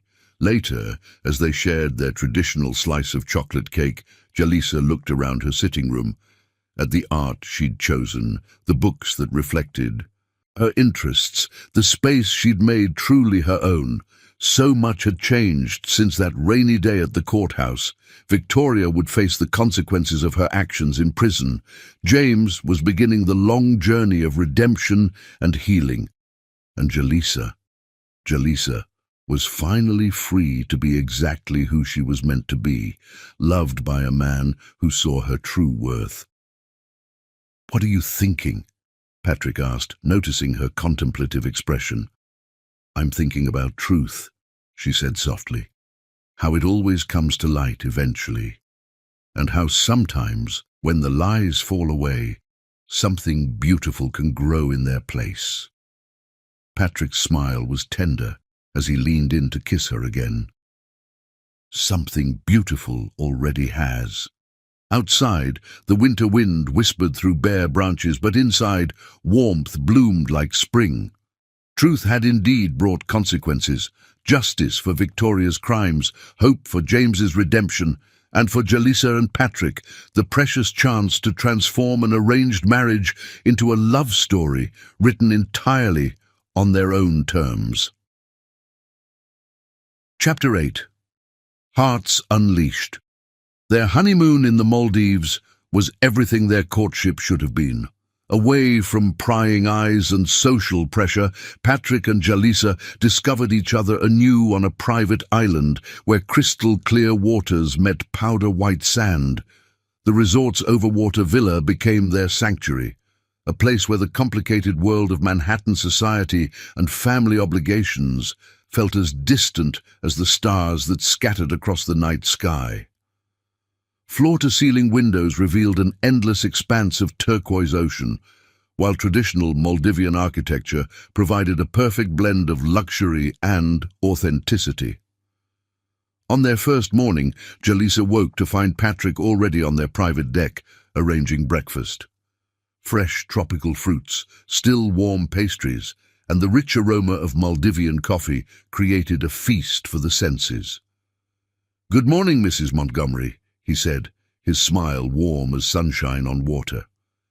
"Ready for your first swimming lesson?" Jalisa had confessed during their flight that she'd never learned to swim, another limitation Victoria had imposed, claiming it wasn't necessary for someone like her. Patrick had immediately promised to teach her, understanding that this was about more than just swimming. It was about breaking free from old restrictions, about claiming new experiences as her own. They spent that morning in the shallow waters near their villa, Patrick's hands steady and supportive as he taught her to float. His patience was infinite, his encouragement constant, and his joy in her progress genuine. "That's it," he called, as Jalisa managed her first few independent strokes. "You're a natural." By the end of the first week, she was swimming confidently in the lagoon, discovering the freedom of moving through crystal-clear water. Patrick had arranged for a marine biologist to give them private snorkeling lessons, opening up a whole new world beneath the waves. "Look," he whispered one afternoon, pointing to a sea turtle gliding gracefully past their villa. "She's as elegant as you are." Their days fell into a peaceful rhythm that felt nothing like the structured routines of their early marriage. They explored local islands, learning about Maldivian culture and traditions. Patrick taught Jalisa to scuba dive, watching with pride as she mastered each new skill. They spent hours talking about everything and nothing, building the kind of intimate knowledge of each other that comes only with uninterrupted time and open hearts. One evening, standing on their private beach, Patrick gathered all the resort guests. The setting sun painted the sky in impossible shades of pink and gold, turning the ocean into liquid fire. "I want everyone to know," he announced, his voice carrying over the gentle waves, "that I'm madly in love with my wife, not because of any arrangement or obligation, but because she is the most remarkable person I've ever known." Jalisa felt tears spring to her eyes as Patrick turned to face her fully. "When we met, it was because of other people's schemes. But every day since then, I've chosen you. I choose your strength, your compassion, your incredible heart. I choose your determination to make the world better, your courage in facing down the past, your ability to find joy even after everything you've been through." The gathered guests, honeymooners and families from around the world, watched in delighted silence as Patrick dropped to one knee in the soft sand. "I know we're already married," he said, pulling out a ring that caught the last rays of sunset. "And I know I already asked you to marry me again. But here, in this paradise, I want to give you the proposal you always deserved. Jalisa Montgomery, will you continue to choose me every day for the rest of our lives?" The ring was a black pearl, perfectly round and gleaming with subtle iridescence. Later, Patrick would tell her how he'd worked with locals, artisans, to find the perfect one, a pearl that, like Jalisa herself, was uniquely beautiful and naturally precious. "Yes," she whispered, then louder, "Yes, I choose you. Every day, in every way, I choose you." Patrick's kiss tasted of salt air and freedom, of promises made and kept, of love that had grown wild and true in the most unexpected garden. The assembled guests burst into applause, their joy adding to the magic of the moment. Later that night, after a celebration dinner on the beach, they lay on lounges on their private deck. The stars seemed close enough to touch, their reflection in the still water creating the illusion of floating in space. "Tell me what you're thinking," Patrick said softly, his fingers intertwined with hers. Jalisa was quiet for a moment, finding the right words. "I'm thinking about that day in the courthouse. How scared I was. How certain that my life was over. I never imagined—" "Neither did I," Patrick admitted. "I went into that courthouse determined to protect you, to give you a safe space to exist. I never dreamed you'd completely transform my world." She turned to look at him, this man who had become so much more than an arranged husband. "How did you know?" "That day. How did you know to trust that something real could grow from such an artificial beginning?" Patrick's smile was thoughtful in the starlight. "I didn't know. I just knew I had to try. You walked into that courthouse with your head high, dignity intact despite everything Victoria had done to break you. How could I not want to know the woman who had that kind of strength?" The next day, they went on a sunset cruise. The traditional Maldivian dhoni carried them through waters painted gold by the setting sun. Schools of dolphins played in their wake, leaping and spinning as if celebrating with them. Patrick had arranged for local musicians to be on board. The sound of traditional bodubaru drums filled the air as they shared a meal of freshly caught fish and tropical delicacies. "Dance with me." Patrick held out his hand as the musicians shifted to a slower rhythm. They swayed together on the gently rocking deck, the music and the waves creating a perfect harmony. Jalisa rested her head on Patrick's chest, feeling his heartbeat strong and steady against her cheek. "I used to dream about this," she admitted quietly. "Not the specific details, but this feeling. Being held by someone who really sees me, really knows me." Patrick's arms tightened around her. "I see you, Jalisa Montgomery. I see your strength and your gentleness, your intelligence and your compassion.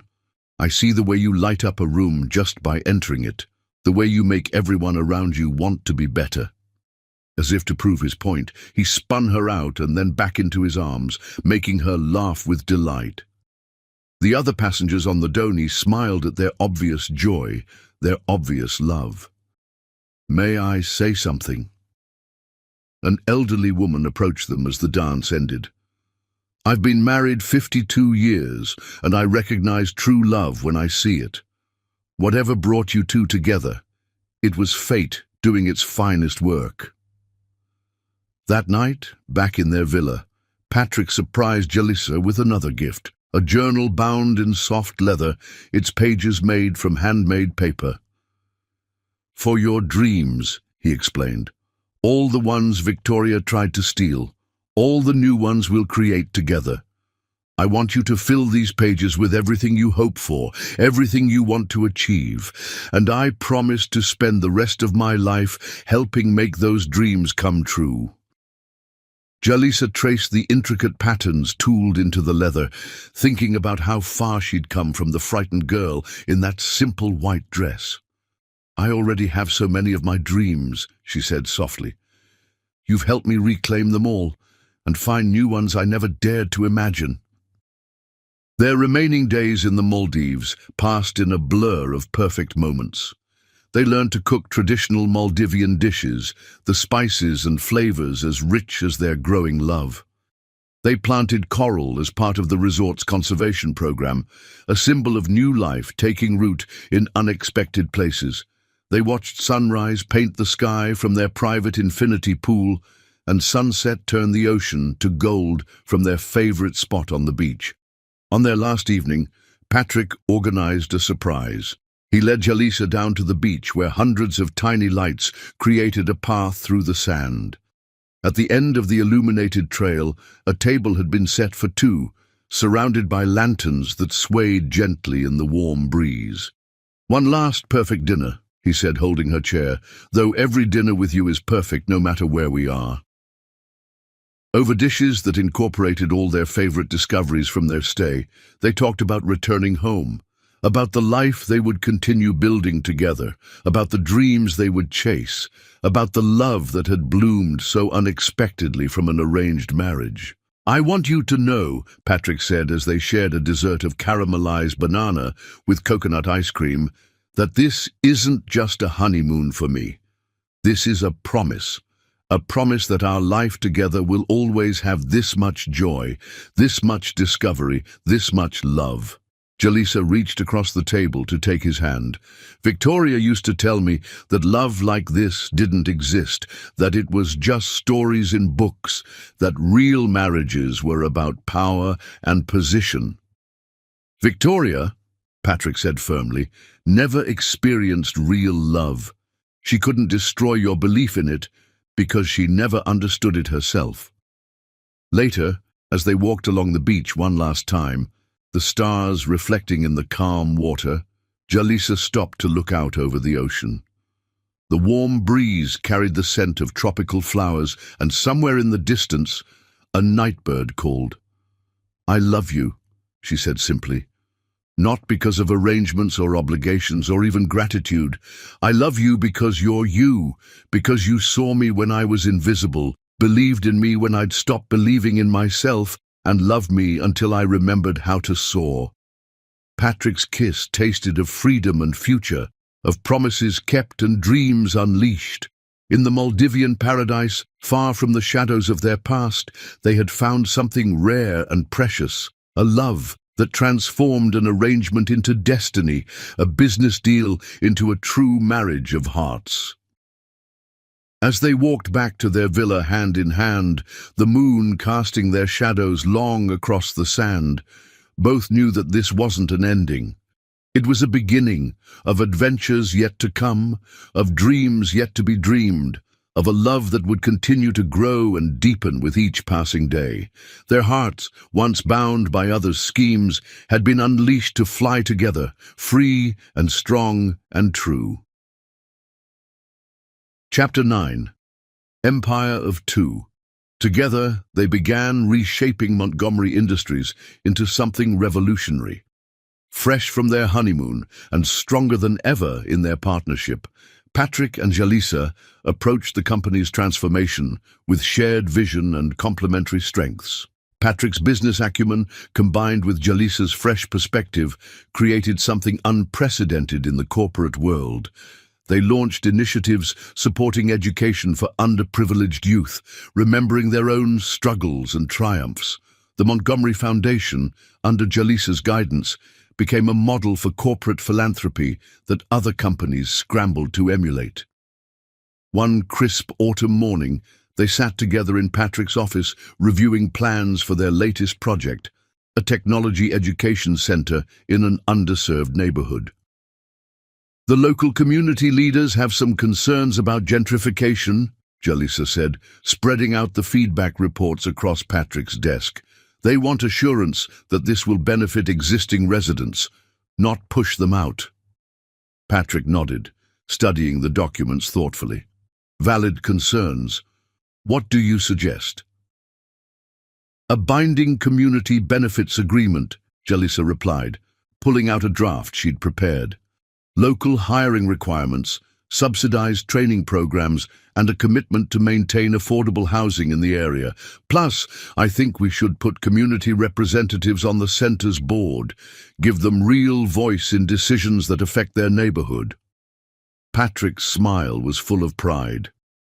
"This is why we need your perspective at every level. You see beyond the business metrics to the human impact." The transformation of Montgomery Industries wasn't just about charitable initiatives.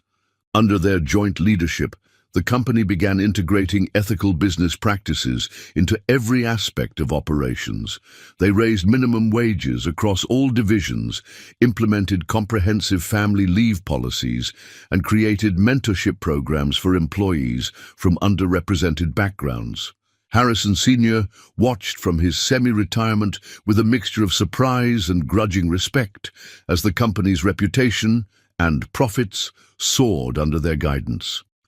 The press began calling Montgomery Industries the new face of corporate responsibility. One evening, after a particularly successful board meeting where Jalisa had presented their latest quarterly results, Harrison Sr. lingered behind as the other directors filed out. "Mrs. Montgomery," he said, his voice carrying an unfamiliar note of humility. "A moment?" Jalisa exchanged a glance with Patrick, who squeezed her hand supportively before stepping out to give them privacy. "I owe you an apology," Harrison Sr. said once they were alone. "When I arranged your marriage to Patrick, I saw you as an asset to be acquired. A way to help James out of his financial troubles while gaining some positive press about diversity in our corporate family." Jalisa remained quiet, letting him continue. "I was wrong," he admitted. "Not just about you, but about what makes a suitable wife, a suitable leader. You've brought something to this company that money can't buy, genuine vision for positive change." "Perhaps," Jalisa said carefully, "we should stop thinking in terms of what makes a suitable wife altogether. Maybe it's time to focus on recognizing and supporting human potential, regardless of how it's packaged. Harrison Sr.'s laugh held a touch of wonder. You sound exactly like your mother used to sound in board meetings. Jalisa's head snapped up. What? Grace Vaughan served on Vaughn-Tech's board before James took over as CEO, Harrison explained. She was passionate about corporate responsibility, about using business as a force for good. Victoria made sure those records disappeared, of course, but seeing you in action, it's like watching Grace's spirit rise again. Tears pricked at Jalisa's eyes as she absorbed this new piece of her mother's legacy. Patrick found her later in their private office, looking through old business journals she'd digitized. Found it, she said, as he entered, turning her tablet to show him a photograph. Grace Vaughan stood at a podium, addressing what appeared to be a shareholders' meeting. The caption read, Vaughn-Tech board member advocates for corporate social responsibility. She was amazing, Patrick said softly, studying the image, just like her daughter.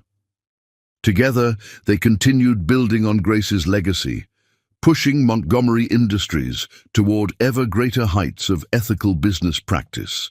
They launched a healthcare initiative that provided free medical care to underserved communities, naming the flagship clinic after Grace.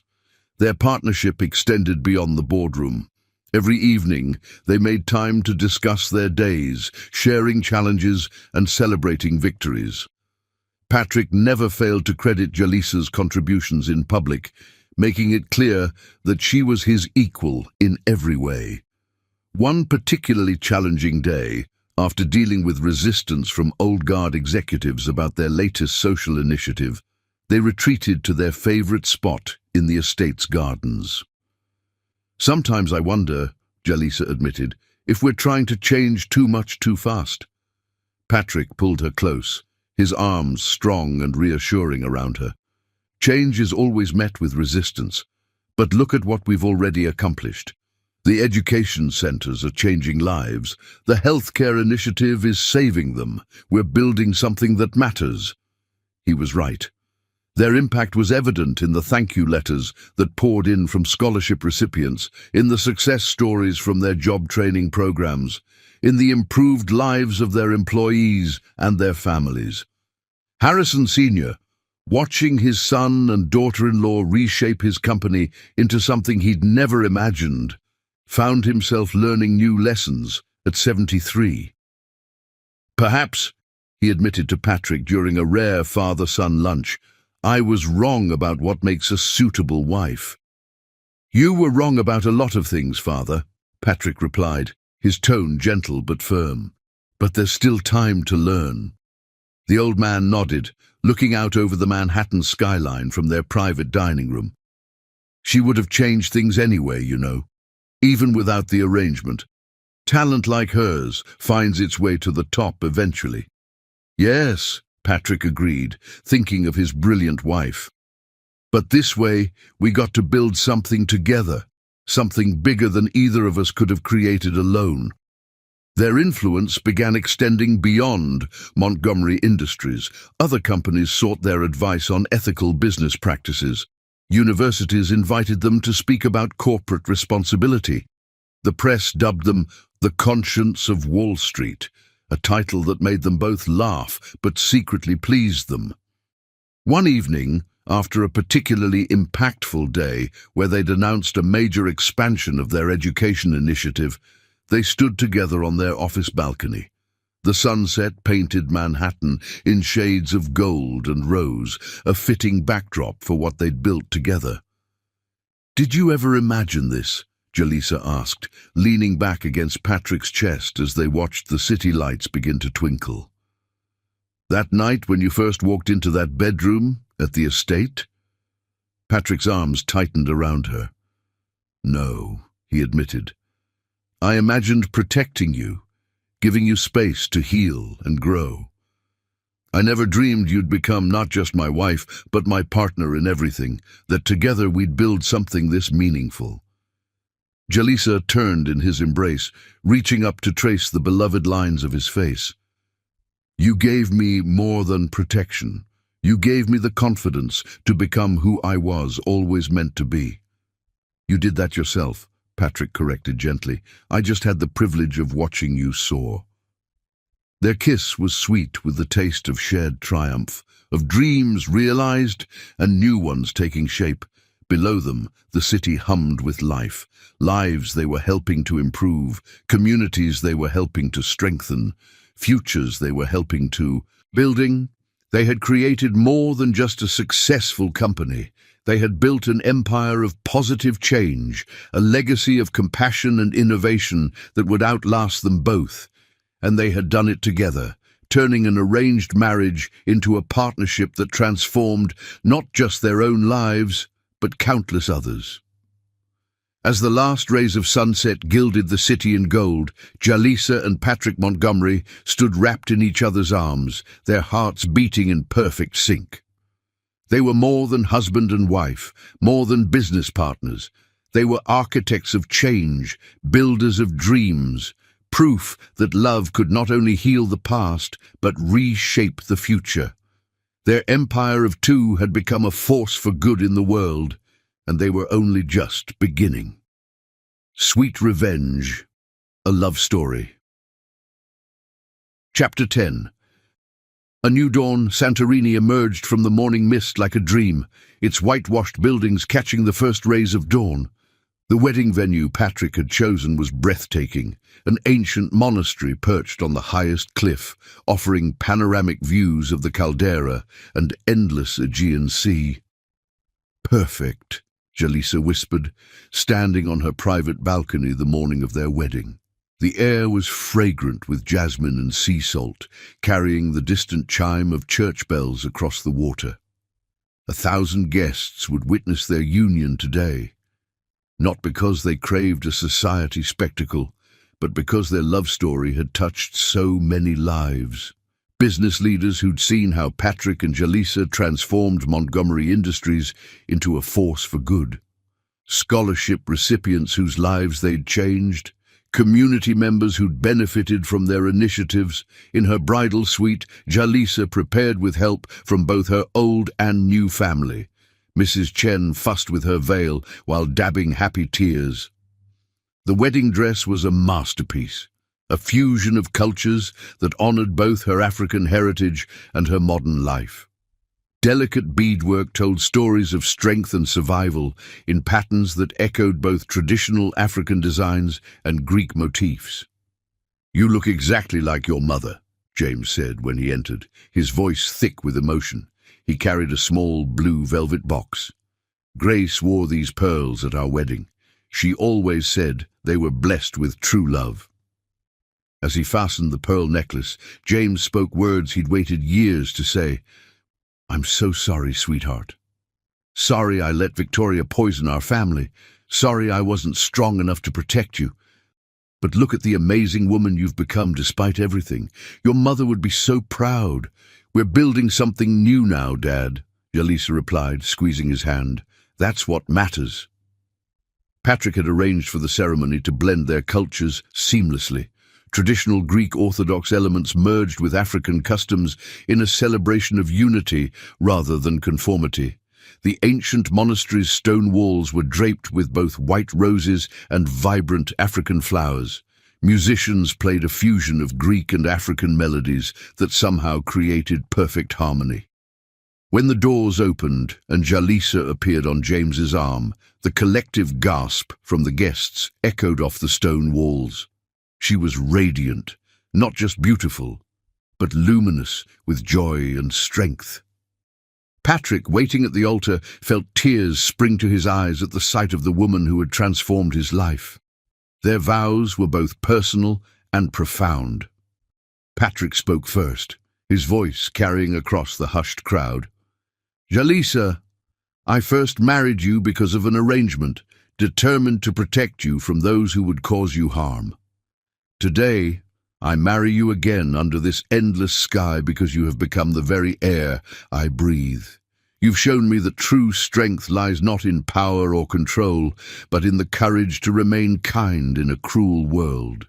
You've transformed not just my life, but my entire understanding of what love can accomplish." He paused, taking her hands in his before continuing.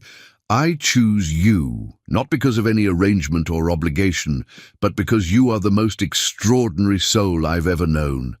I promise to spend every day making sure you never regret choosing me too. Together, we'll build something greater than either of us could create alone. A legacy of love that will outlive us both. Jalisa's vows brought tears to every eye. Patrick, you took an arrangement meant to cage me and turned it into wings. You saw me when I was invisible, believed in me when I'd forgotten how to believe in myself, and loved me until I remembered how to soar. Today, I choose you again, not from obligation, but from the deepest love I've ever known. You are my partner in all things, my sanctuary in every storm, my inspiration to be better every day. She touched his face gently as she continued. You didn't just save me from a dark fate, you helped me build a life filled with light. I promise to keep choosing you, keep growing with you, keep building our dreams together for all the days of our life. In you, I've found not just love, but the kind of partnership that can change the world. The ceremony incorporated meaningful elements from both their backgrounds. During the Greek Orthodox crowning ritual, where Stepmother joined by ribbons symbolized their union, the priest spoke of how true marriage makes partners stronger together than apart. The African hand-fasting used kente cloth, whose patterns told stories of triumph over adversity. When Patrick kissed his bride, the applause shook the ancient stones. As if nature herself blessed their union, dolphins leapt in the waters below, and white doves soared overhead. The reception was a spectacular celebration of love's power to transform. Tables draped in white and gold stretched along the cliff's edge under canopies of twinkling lights. The menu featured both Greek and African dishes, each course telling part of their story. Harrison's senioress toast surprised everyone with its emotion. When I arranged this marriage, I thought I was making a business decision. Instead, I witnessed a miracle, two extraordinary people finding their way to true love despite my interference. Jalisa, you haven't just made my son happy. You've made our company better, our family stronger, and our world a little brighter. I am honored to call you my daughter. James's speech brought fresh tears. To watch my daughter find this kind of love, to see her become the amazing woman her mother always knew she would be, it's more than a father could hope for. Patrick, you didn't just love Jalisa, you helped her remember who she was always meant to be. Grace would be so proud of you both. As night fell, Patrick pulled Jalisa aside to a private balcony. Behind them, the celebration continued in full swing. Before them, the sun set in a spectacular display of color over the Aegean. Dance with me, he asked softly, pulling her into his arms as music drifted up from below. Always, she smiled, resting her head on his chest as they swayed together. I have something for you, Patrick said after a moment, producing a small velvet box. Inside was an ancient Greek coin fashioned into a pendant, surrounded by diamonds. The coin symbolizes Aphrodite, goddess of love and transformation. The museum curator said it was found right here in Santorini, buried in the ruins of a temple. It survived earthquakes and volcanic eruptions, getting stronger and more precious with time. Like us, Jalisa whispered as he fastened it around her neck. Like us, he agreed. We started from an arrangement, but we've forged something unbreakable. Every challenge has only made our love stronger. Their kiss was sweet, with triumph and promise. Below them, the celebration continued, 1,000 witnesses to love's power to transform lives. Above them, stars began to appear in the deepening dusk. Happy? Patrick asked softly. More than I ever dreamed possible, Jalisa replied. Thank you for giving me not just safety, but wings to fly. Thank you for teaching me what real love looks like, he answered. For showing me that true power lies in lifting others up, not holding them down. They danced until dawn, surrounded by joy and celebration. When the first light touched the eastern sky, painting their world in shades of hope and promise, they stood together at the cliff's edge. "A new dawn," Patrick said softly, his arms warm around his wife. "A new beginning," Jalisa agreed, though they both knew this was really a continuation of their love, their partnership, their shared vision for making the world better. Their second wedding hadn't been about erasing their first. Rather, it had been about celebrating how far they'd come, how much they'd grown, how deeply they'd chosen each other. From an arranged marriage had bloomed something rare and precious, a love strong enough to heal the past and build a better future. As the sun rose fully over the Aegean, painting their world in colors of promise and possibility, Patrick and Jalisa Montgomery held each other close, their hearts beating in perfect synchrony. They had proved that love could grow in the most unexpected places, that arranged beginnings could lead to chosen happiness, that two people could build something extraordinary from the ashes of their past. Their story had become legend in New York society, not for its scandal or wealth, but for its testament to love's power to transform, heal, and lift two souls to heights they never imagined possible, and they were only just beginning. Chapter 11. Justice and Mercy. Victoria's trial ended with a lengthy prison sentence that surprised no one who knew the extent of her crimes. The evidence Patrick's investigators had uncovered was overwhelming. Years of systematic fraud, embezzlement, and financial manipulation that had nearly destroyed Vaughn-Tech. The prosecution had built an airtight case, presenting not just financial records, but testimony from employees who had witnessed Victoria's manipulation firsthand.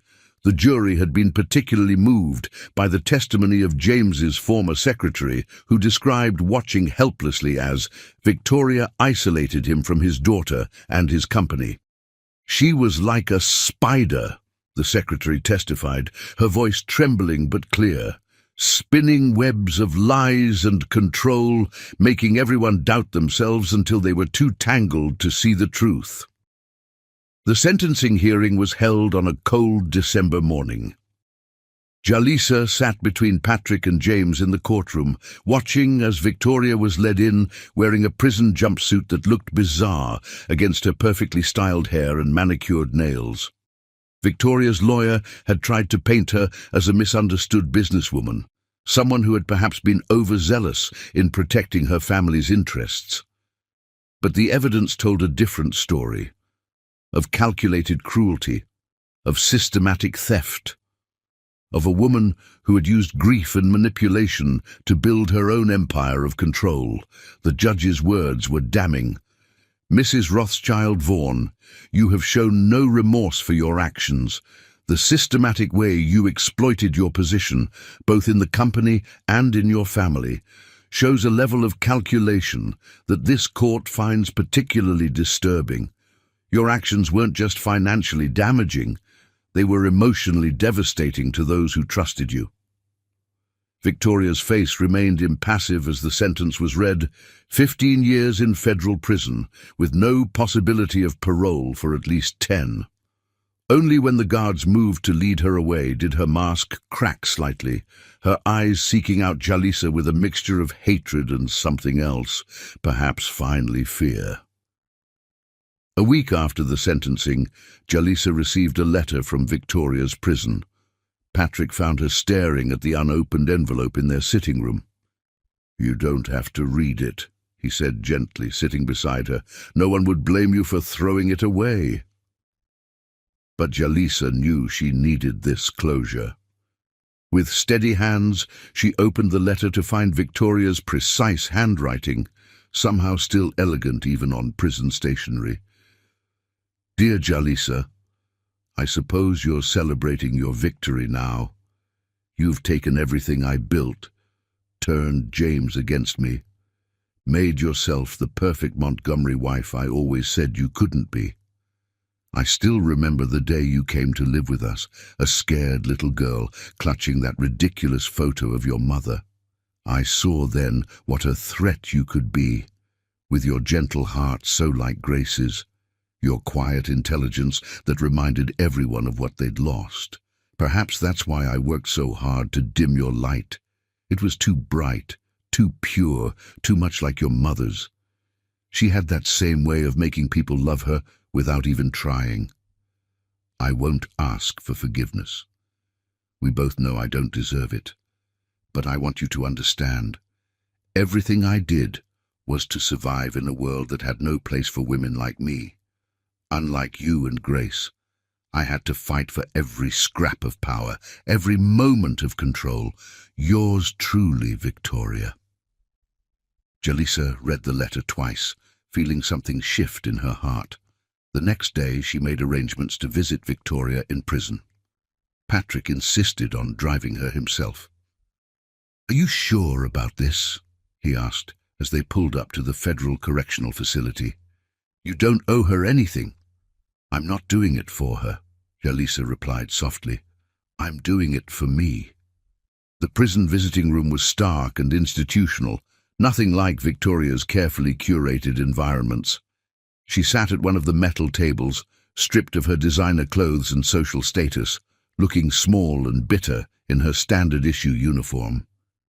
"Well," Victoria said as Jalisa sat across from her, "come to gloat?" "No," Jalisa replied calmly. "I came to forgive you." Victoria's carefully maintained composure cracked slightly. "What?" "I forgive you," Jalisa repeated.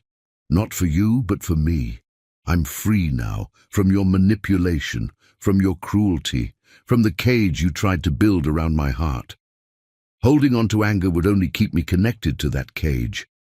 "You sound just like her," Victoria whispered, and for the first time there was no mockery in her voice when she referenced Grace. "Your mother always said forgiveness was strength, not weakness. I never understood that." "You never tried to understand anything about love or compassion," Jalisa said gently. "You were too busy building walls to protect yourself." Victoria's laugh was bitter. "And look where those walls got me." "It's not too late," Jalisa found herself saying. "Even here, you could choose to be different, to help others instead of hurting them. Like your precious Montgomery Foundation." Victoria's sneer was automatic, but it lacked its usual force. "Playing Lady Bountiful with other people's money?" "No," Jalisa replied steadily. "Like my mother, who found ways to help people even when she had nothing but kindness to give. The prison has programs, teaching, mentoring, rehabilitation. You have skills that could help other women rebuild their lives." Something flickered in Victoria's eyes. Surprise, perhaps, or a ghost of possibility. But her mask slipped back into place quickly. "You always were an idealist, just like Grace." "Yes," Jalisa agreed, standing. "I am like my mother. And that's not an insult anymore, Victoria. It's my greatest strength." She left the prison walking taller, Patrick waiting to take her home. That night she told him she was pregnant. The news spilled out as they sat in their favorite spot in the garden, the late autumn air crisp around them. Patrick's face transformed with joy as he gathered her close. "A baby," he whispered against her hair. "Our baby." Their joy echoed through the halls of their home like music. Mrs. Chen cried happy tears when they told her, immediately starting to plan nursery arrangements. Harrison Sr. actually hugged Jalisa, his usual reserve cracking at the prospect of becoming a grandfather. James, when they shared the news over family dinner, looked at his daughter with eyes full of love and hope. "Your mother would be so proud," he said softly, "of everything you've become, of the family you're building." That night, as they lay in bed together, Patrick's hand resting protectively over Jalisa's still flat stomach, she thought about cycles breaking and new beginnings. "Our child will never know the kind of pain we knew," Patrick promised, as if reading her thoughts. "They'll be surrounded by love from the start."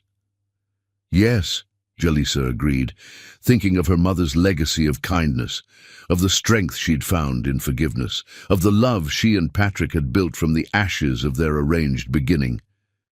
They'll know nothing but love.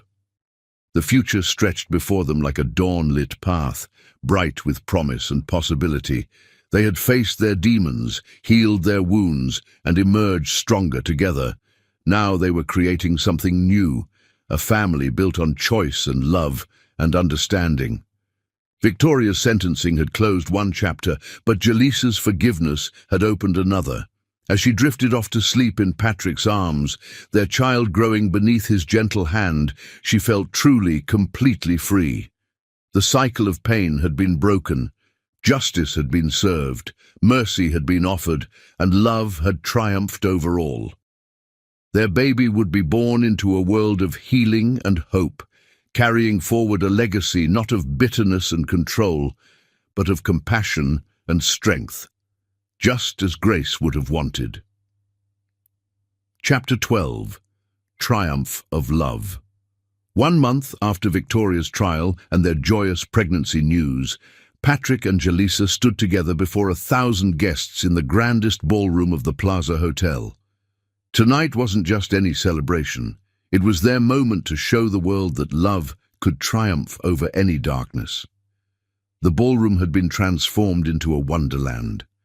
Crystal chandeliers cast golden light over tables draped in silk, while cascading flowers in shades of white and gold created an enchanted garden effect.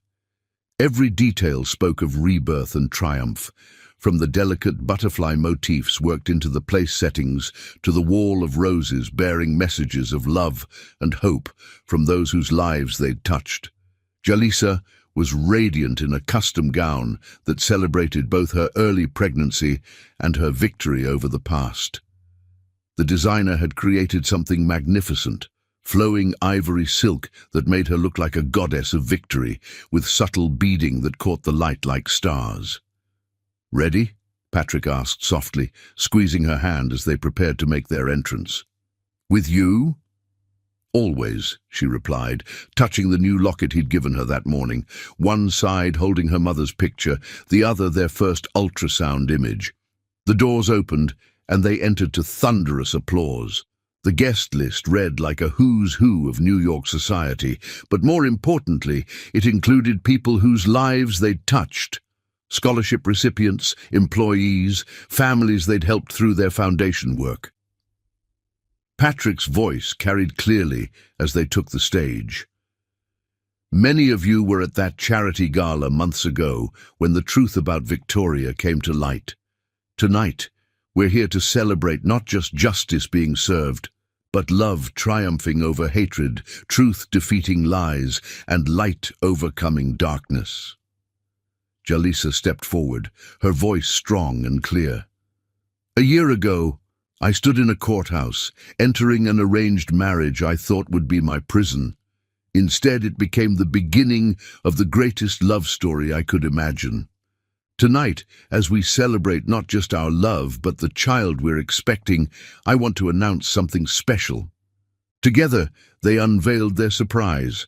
Plans for the Grace Vaughan Memorial Hospital, a state-of-the-art facility that would provide care to underprivileged children. The architectural renderings showed a beautiful building designed to heal not just bodies, but spirits. "My mother," Jalisa continued, her hand resting on her small baby bump, "taught me that true strength lies in kindness. This hospital will be her legacy, and the world our child will inherit." James stood to make his own announcement, his voice steady and strong. "In honor of my late wife Grace and my coming grandchild, I am dedicating VaughanTech's entire medical technology division to supporting this initiative. It's time to honor Grace's memory the way she would have wanted, by helping others." Even Harrison Sr. had a surprise. The man who had once arranged their marriage for business purposes now stood with tears in his eyes. "Montgomery Industries will match every donation made tonight. It's time to show that true power lies not in control, but in giving back." The dancing began, But the most powerful moment came when Patrick led Jalisa to the center of the floor. The orchestra began playing At Last, their song, since that first night when he'd ordered chocolate cake instead of demanding his marital rights. "May I have everyone's attention?" Patrick's voice carried across the ballroom. "A year ago, I married this extraordinary woman because of an arrangement. Tonight, I want the world to know that I choose her every day with all my heart. Jalisa, you've transformed not just my life, but my entire understanding of what love can achieve." His hand rested gently on her belly as he continued, "Now, as we prepare to welcome our child, I want to make a new vow before all these witnesses. I promise to spend every day showing our baby what real love looks like. Not love arranged by others, but love chosen freely, love that builds and heals and transforms." Jalisa's eyes shimmered with tears as she replied, "And I choose you, every day, in every way. Our child will grow up knowing that true strength lies not in power or control, but in the courage to love without limits." Their kiss drew applause that shook the crystal chandeliers. But it was the quiet moment afterward, as they swayed together on the dance floor, that truly captured their journey, from arranged marriage to soulmates, from business transaction to love that could change the world. Later that night, they stood on their favorite balcony overlooking the city. The hospital site was visible in the distance, its foundation already taking shape. "Did you ever imagine this?" Patrick asked, his arms wrapped around his wife, their baby safe between them. "That night in the courthouse, did you ever dream we'd build something this extraordinary?" "No," Jalisa smiled, leaning back against his chest. "I imagined survival. You taught me to imagine happiness instead. And now—" She placed his hand over their growing child. "Now we're creating a legacy of love that will outlive us both." Their kiss was sweet with the taste of triumph, of dreams realized and new ones taking shape. Below them, the city stretched out like a sea of stars, each light representing a life they might touch through their work, their love, their example. The arranged marriage that was meant to cage them had instead given them wings. Together, they had built something extraordinary, a love story that would inspire generations, a legacy that would help thousands, and a partnership that proved sometimes the most beautiful endings come from the most unexpected beginnings. As they held each other under the stars, their baby moving gently between them, both knew that this wasn't really an ending at all. It was the beginning of their greatest adventure, one they would face together, stronger for every challenge they'd overcome, richer for every dream they dared to chase. The end. Subscribe if you loved.